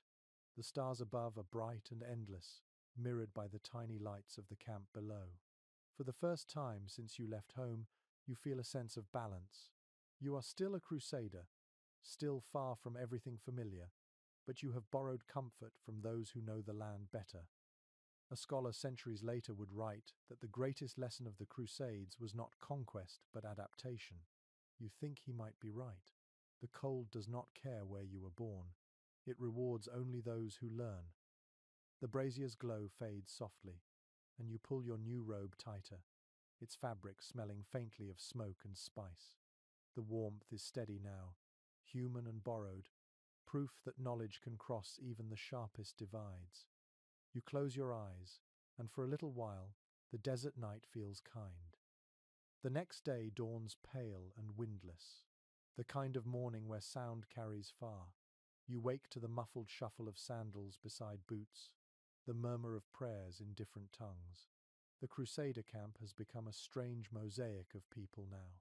Soldiers, monks, merchants, pilgrims, and wanderers all share the same frozen soil. You can smell bread baking near the fires and the sharper scent of horse sweat mixed with incense. One chronicler from the later Crusades wrote that every army carried two kinds of travelers, warriors of the sword and warriors of the soul. You look around and realize how true that feels. The camp has become a pilgrimage as much as a campaign. Some men fight for land or faith, but others are here chasing forgiveness, redemption, or simply a story to take home. Few modern readers understand how diverse these camps were. For every knight or archer, there were cooks, grooms, blacksmiths, and barefoot pilgrims walking under the same banners. Their tents were smaller, their rations poorer, yet they endured the same cold. You see them now, wrapped in patched cloaks, sleeping in tight groups near the fire pits. An overlooked letter from a Cistercian observer describes one evening when pilgrims shared their last crumbs of bread with a wounded knight. The writer seemed amazed, noting that the humble gave to the powerful without hesitation. For a brief moment, the cold erased the walls of status. You remember that as you pass a pilgrim kneeling by a brazier, his face hidden by a rough hood, whispering prayers over the glowing coals. Researchers still discuss whether the Crusader camps were unified by faith or simply held together by need. Some suggest that piety bound them more tightly than discipline ever could. Others believe necessity was the true god of the road. You sense both forces here, devotion whispered into the night, and the quiet sharing of warmth that keeps everyone alive. A curious note found in a Genoese merchant's journal describes how pilgrims often slept beside the soldiers, their simple blankets spread near the armor racks. The soldiers pretended annoyance, but quietly left space for them. The merchant wrote that he once saw a knight wake to find a pilgrim's hand clasped around his own in sleep, as though the man had reached for safety in his dreams. That image lingers with you, gentle and human. You sit near the edge of camp, where the poorest rest. Their tents are little more than cloth tied to sticks, their fires weak and smoky. Yet when you greet them, they smile easily, as though warmth itself can be shared through kindness. One offers you a cup of thin broth, the steam rising like a ghost between you. You drink slowly, feeling it spread through your chest. A strange custom has taken root here. Before sleep, the pilgrims and soldiers exchange blessings. The words differ, some Latin, some Greek, some in rough local dialects, but the meaning is always the same. May you wake. In a world where not waking is always possible, that wish becomes the highest form of love. The fire beside you crackles as the last of the wood burns down. You see faces leaning into its glow, weathered, hungry, half lost. They talk quietly about home, about roads that seem impossibly far away. One man speaks of vineyards, another of a daughter he has not seen since she learned to walk. The stories drift into the cold air, vanishing but leaving warmth behind. A later historian would describe these mingled communities as temporary parishes of the cold, where faith became less about doctrine and more about endurance. Listening now, you understand what that means. No sermon could hold people together as well as shared suffering. When the night deepens, the camp falls into uneasy stillness. You lie among strangers, your head resting on your folded cloak. Around you, 100 breaths rise and fall. It sounds almost like waves on a distant shore. Somewhere a voice murmurs a prayer for safe passage, answered softly by another voice nearby. The cold presses close again, but it feels gentler now, softened by proximity. The stars above shine cold and clear, yet you feel less alone beneath them. The air smells faintly of wood smoke, sweat and bread, a trinity of human persistence. You close your eyes and let the rhythm of shared breathing lull you. Tonight, there is no difference between pilgrim and soldier, sinner and saint. There are only bodies huddled against the dark, finding salvation in the simple miracle of each other's warmth. Night returns quietly. The air grows heavy, as if listening, and the campfire light flickers in odd shapes against the tent walls.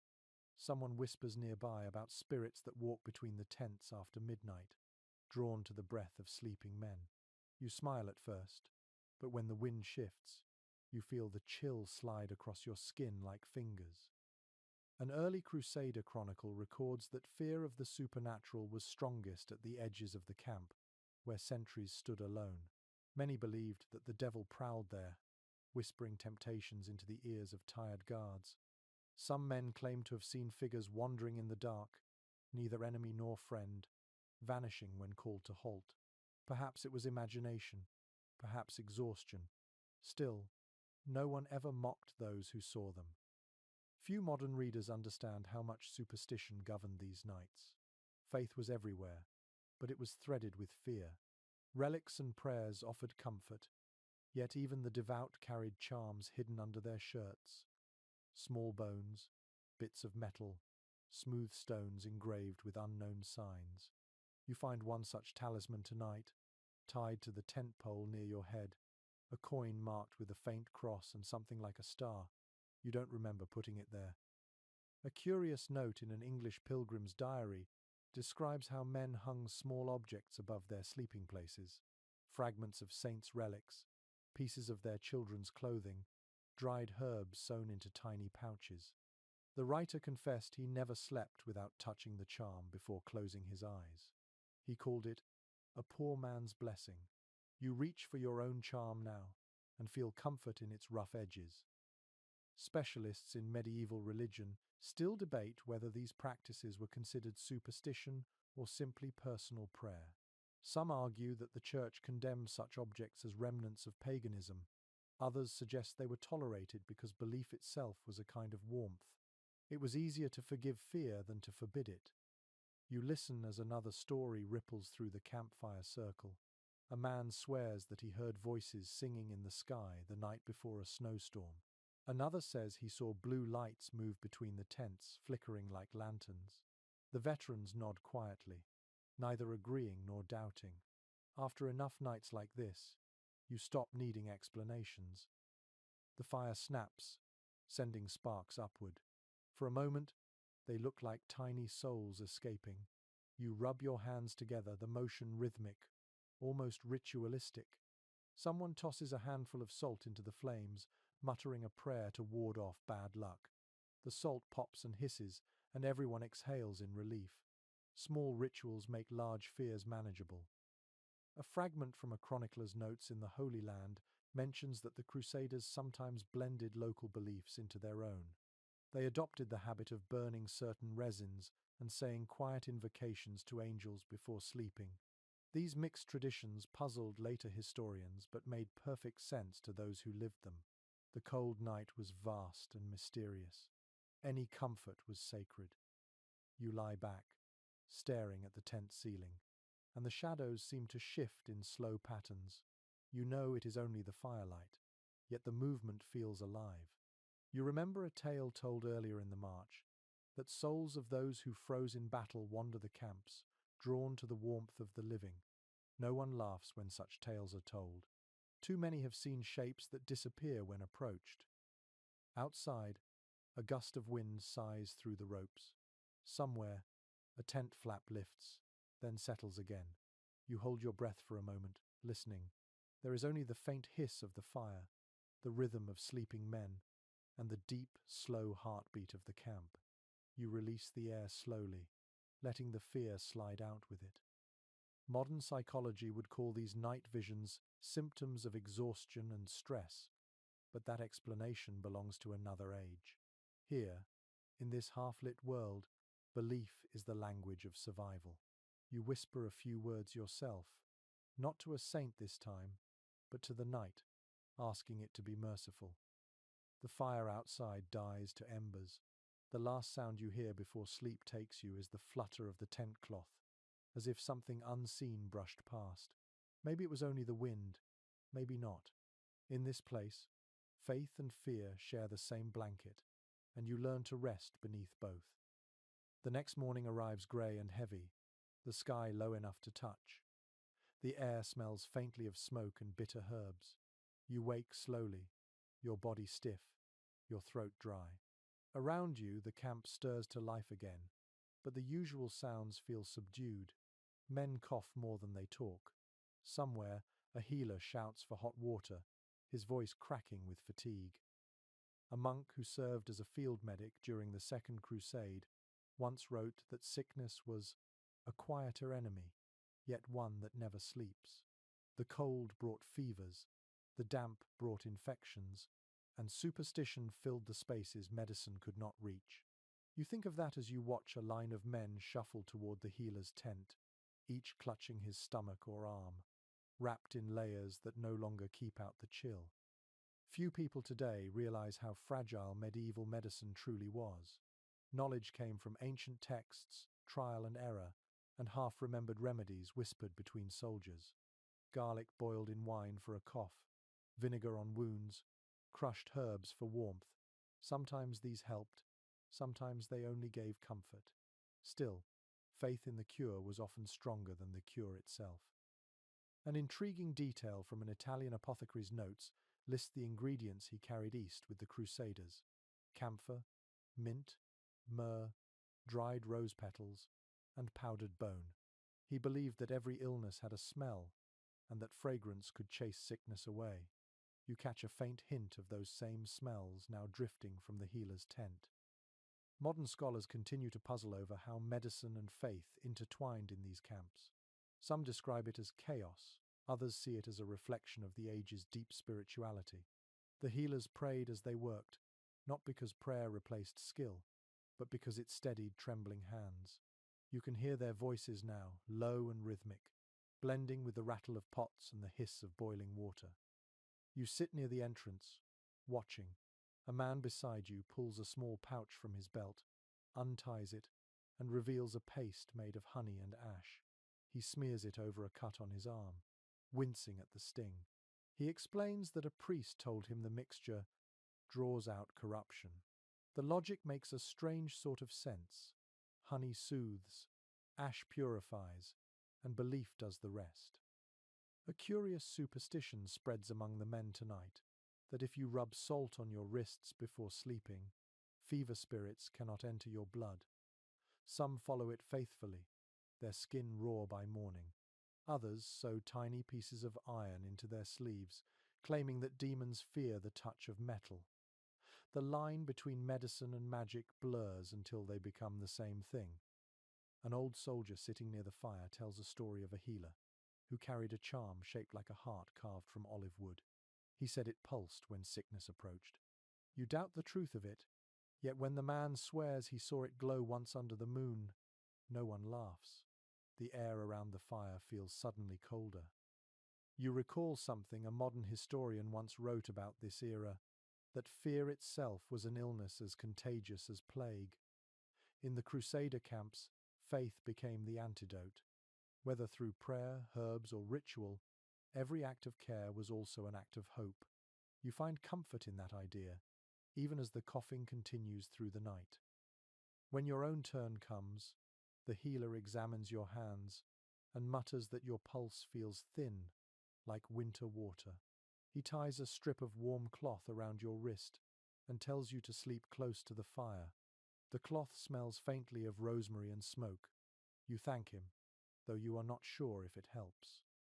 Later, lying beside the flames, you feel the first warmth of the evening spread through your body. Someone nearby grinds herbs in a bowl, the rhythmic sound almost musical. The scent of mint and vinegar drifts through the tent, sharp but comforting. For a moment, it reminds you of your mother's kitchen back home. The memory eases the ache behind your eyes. Outside, the wind carries faint chanting from the healer's tent.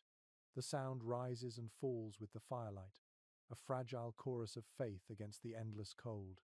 You close your eyes and listen. Whether it is prayer, medicine, or magic hardly matters. The act of care itself feels holy enough. You pull the rosemary cloth closer to your face and breathe in its scent until it fills your lungs. Sleep comes slowly but kindly, the fever receding with each exhale. Around you, the camp settles once more into uneasy stillness, and the night watches over the wounded like a silent guardian. The wind changes again that night. It smells of rain and cold iron, and the air feels heavy enough to crush sound.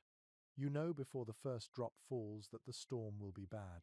The sky has that bruised color that soldiers learn to dread. The fires hiss and die in seconds as rain begins to pour, sudden and hard. You crouch inside your tent, watching water trace thin rivers across the ground. A chronicler of the Third Crusade once described a night like this, when the storm came so fast that tents collapsed under the weight of water. Men woke choking on mud and freezing air.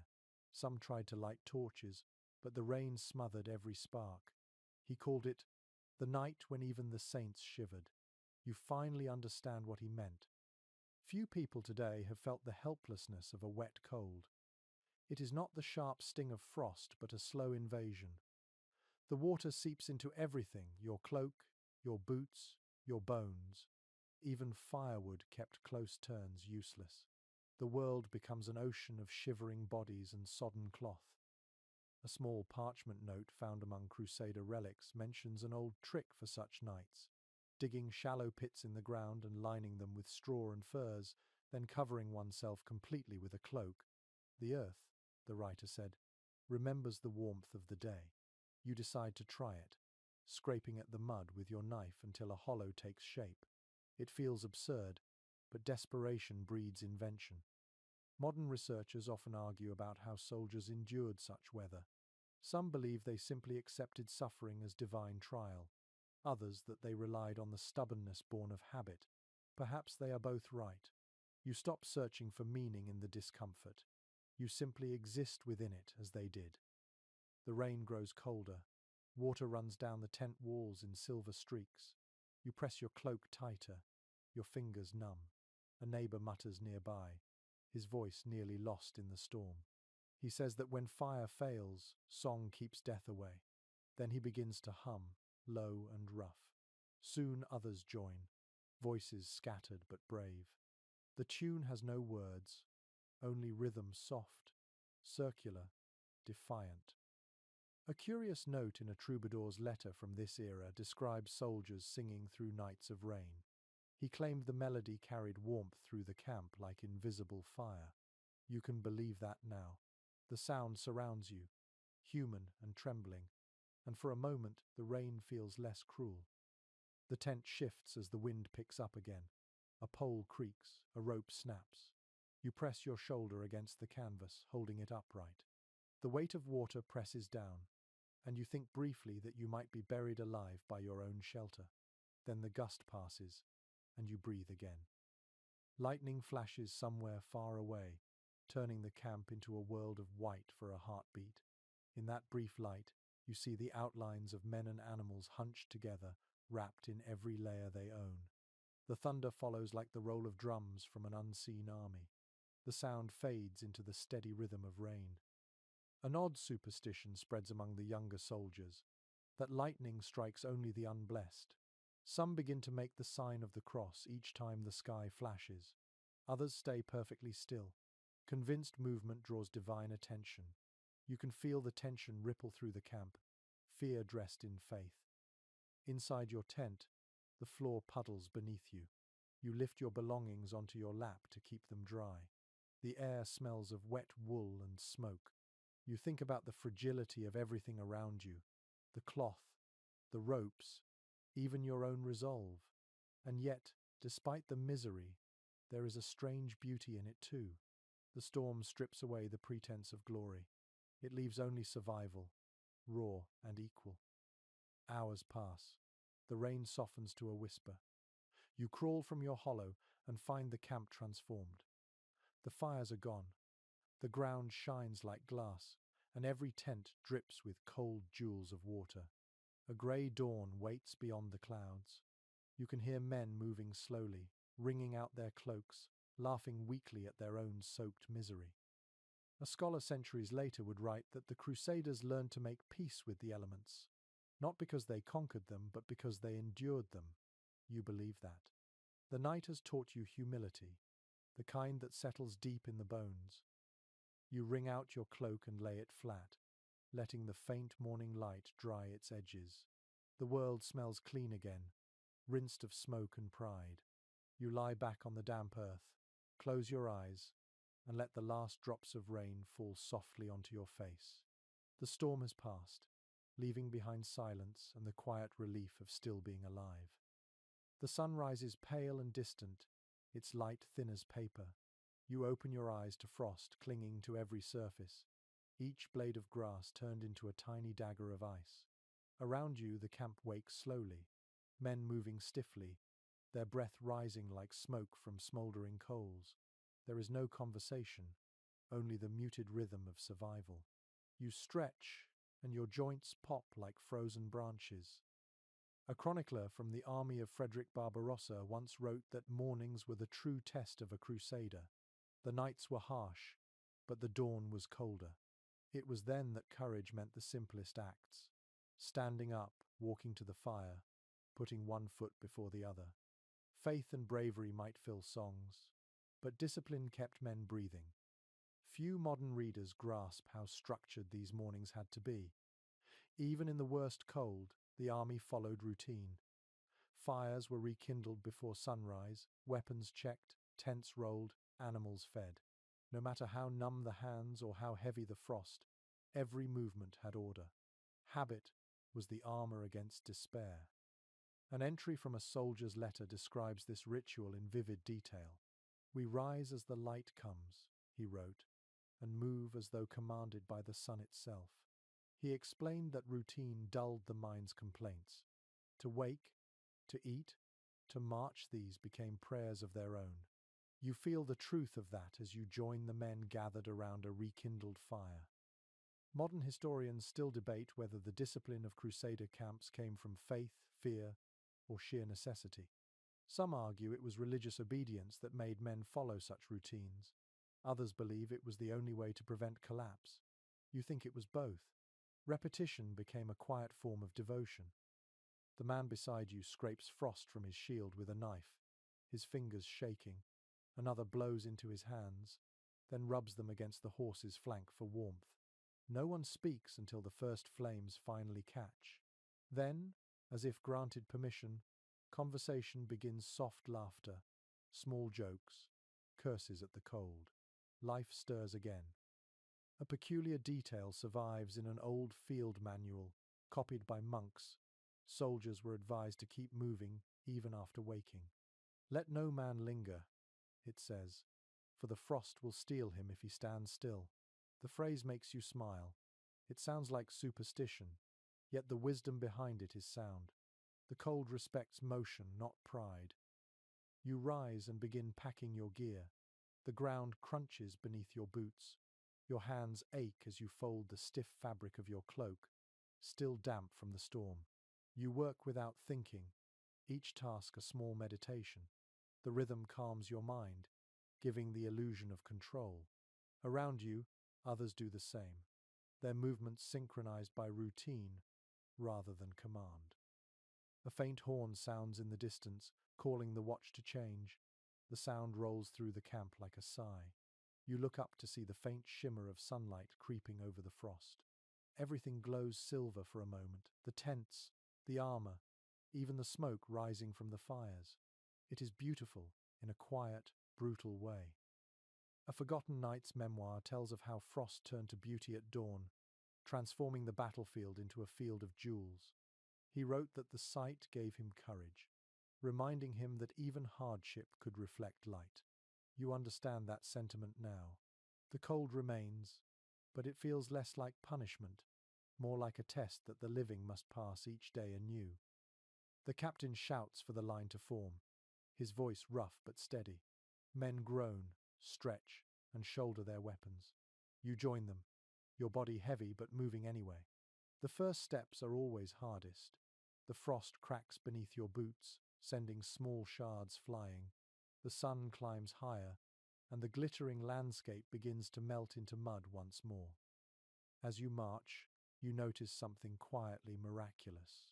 Each breath you take becomes a small cloud in the air, and when you look back, hundreds of those clouds trail behind the army like steam from a living machine.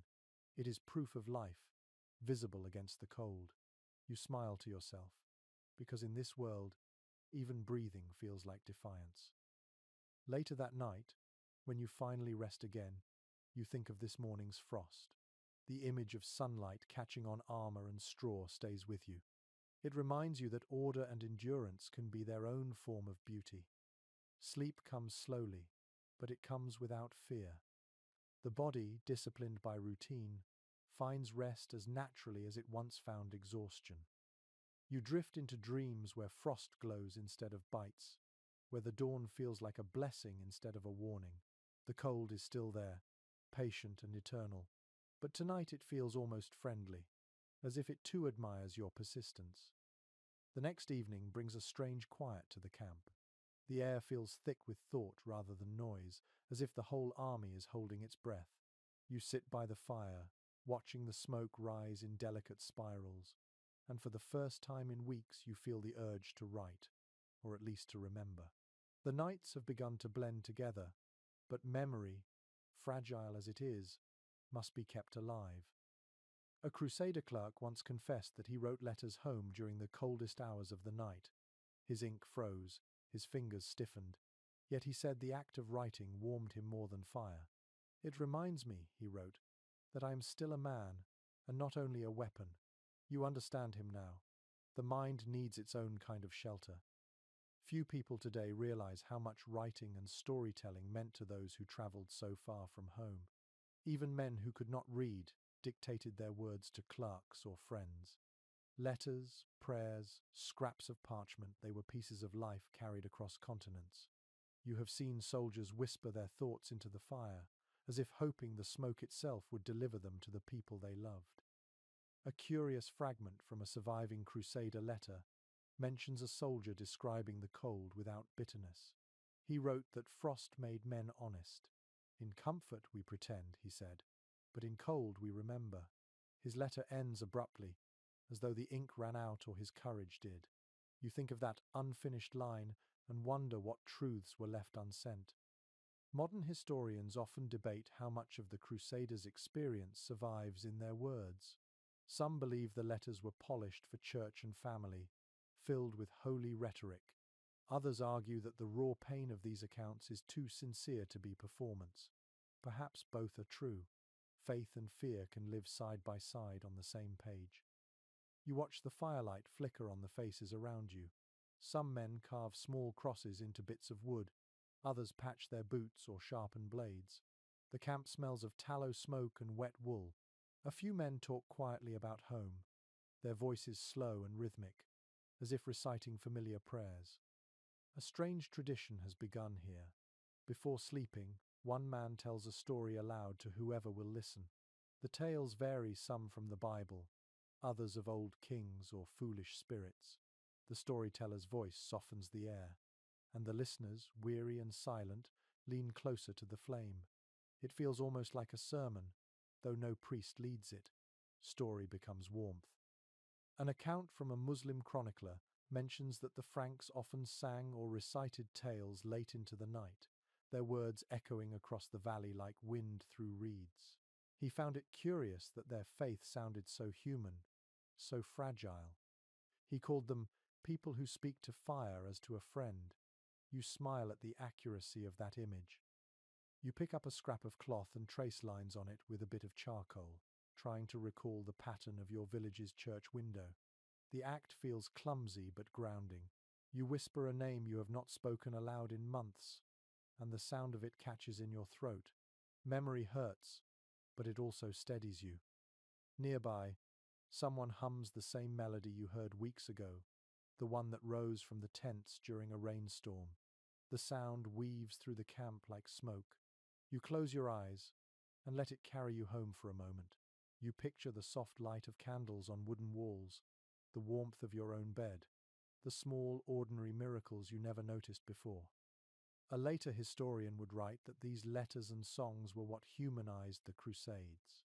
They were not just records of conquest, but reminders that men still dreamed while freezing, still loved while marching, still hoped while suffering. Listening now, you feel that truth moved quietly through the night like a pulse. The fire burns lower, and you add another stick. The flame catches, the smoke curls upward, and you imagine it carrying a message skyward. Maybe someone far away will breathe that same air, touched by the warmth you leave behind. You lie back, the stars reflected faintly in your half-frozen cup of water. The fire hums softly, and the last of the words you whispered seem to linger above you. Before sleep takes you, you promise yourself that if you survive another night, you will remember. Not the battles or the orders, but the quiet moments like this, when even the cold feels sacred in its stillness. The night before battle is never silent. The camp feels alive in a strange way, breathing through the restless bodies of thousands who know what tomorrow means. Fires burn lower than usual, voices stay hushed, and even the wind seems to move cautiously between the tents. You lie awake, staring at the faint glow through the canvas, knowing that sleep tonight carries a different weight. A chronicler from the army of Louis VII once wrote that the last night before combat was a rehearsal for death. He described the air as thick with whispered confessions and trembling prayers. Men tried to rest, but their hearts beat too loudly. Some sharpened blades again and again, not for need, but to keep their hands busy. You can hear that same rhythm now, the soft rasp of steel against stone in the darkness. Few modern readers realize that fear was as constant as faith in these camps. The stories speak of courage and divine purpose, yet most soldiers faced the night with quiet dread. They prayed, drank, or simply stared into the fire, hoping dawn would delay its coming. You feel that same unease pressing at your chest, an ache that has nothing to do with cold. A curious detail from an old monk's account tells of how soldiers, unable to sleep, passed their time mending cloaks, cleaning weapons, or sharing food they had saved for days. The act of preparation became sacred, a final ritual of order before chaos. You look around the camp and see the same. Men rewrapping their feet, adjusting buckles, muttering blessings under their breath. The motions keep fear at bay. Modern scholars still debate what went through the minds of those who faced battle after such nights. Some suggest faith truly erased fear, while others think exhaustion simply numbed it. Perhaps the difference no longer matters. When morning comes, every heart will beat the same, every hand will shake in the same cold air. You leave your tent and walk toward the outer fires. The sky above is clear, a vast black ocean pierced with stars. The earth crunches beneath your boots, frozen solid. Around you, groups of soldiers sit in circles, their faces lit by the faintest glow. Some speak softly of home, some laugh too loudly, others simply stare into nothing. A few pray in silence, their hands clasped so tightly that the knuckles turn white. A veteran once told you that courage is not the absence of fear, but the decision to walk with it. You repeat his words to yourself, letting them settle in your chest. The fire before you crackles, and for a moment you watch the sparks rise like tiny souls escaping into the night. A superstition spreads through the ranks this evening. It says that if you share your blanket with another man tonight, you will both survive the morning. You hesitate only a moment before returning to your tent and spreading your cloak over your sleeping companion. His breathing is slow, steady, innocent in its rhythm. You lie beside him and feel the warmth between your shoulders. It is enough. Outside, the priests move quietly through the camp, sprinkling water on weapons, murmuring blessings in Latin. The sound is soft, almost tender. For all the talk of glory, there is nothing triumphant in this moment, only the raw awareness of being alive and of how easily that might change. You close your eyes and try to sleep, but your thoughts drift to the days before the fires, the songs, the frozen mornings, the prayers whispered over bowls of broth. It strikes you that survival has always been a kind of battle too, fought each night against the cold. Tomorrow's fight will simply be louder. A gentle wind slips through the tent flap, brushing your cheek like a familiar hand. You let out a long breath. Around you, the camp grows quieter. The sound of sharpening stops. The murmurs fade. Only the faint crackle of the fire remains, joined by the distant rhythm of hooves as a patrol passes. You think of the stories told back home, the ones that will speak of victory and faith. But you know they will not mention this, the smell of damp wool, the taste of fear, the fragile warmth shared between weary men who just want one more sunrise. That truth belongs to the night alone. You pull your cloak up to your chin and close your eyes. The stars above seem to blur, each one a flickering candle in the vast cathedral of the sky. You whisper one last prayer, not for glory, but for peace.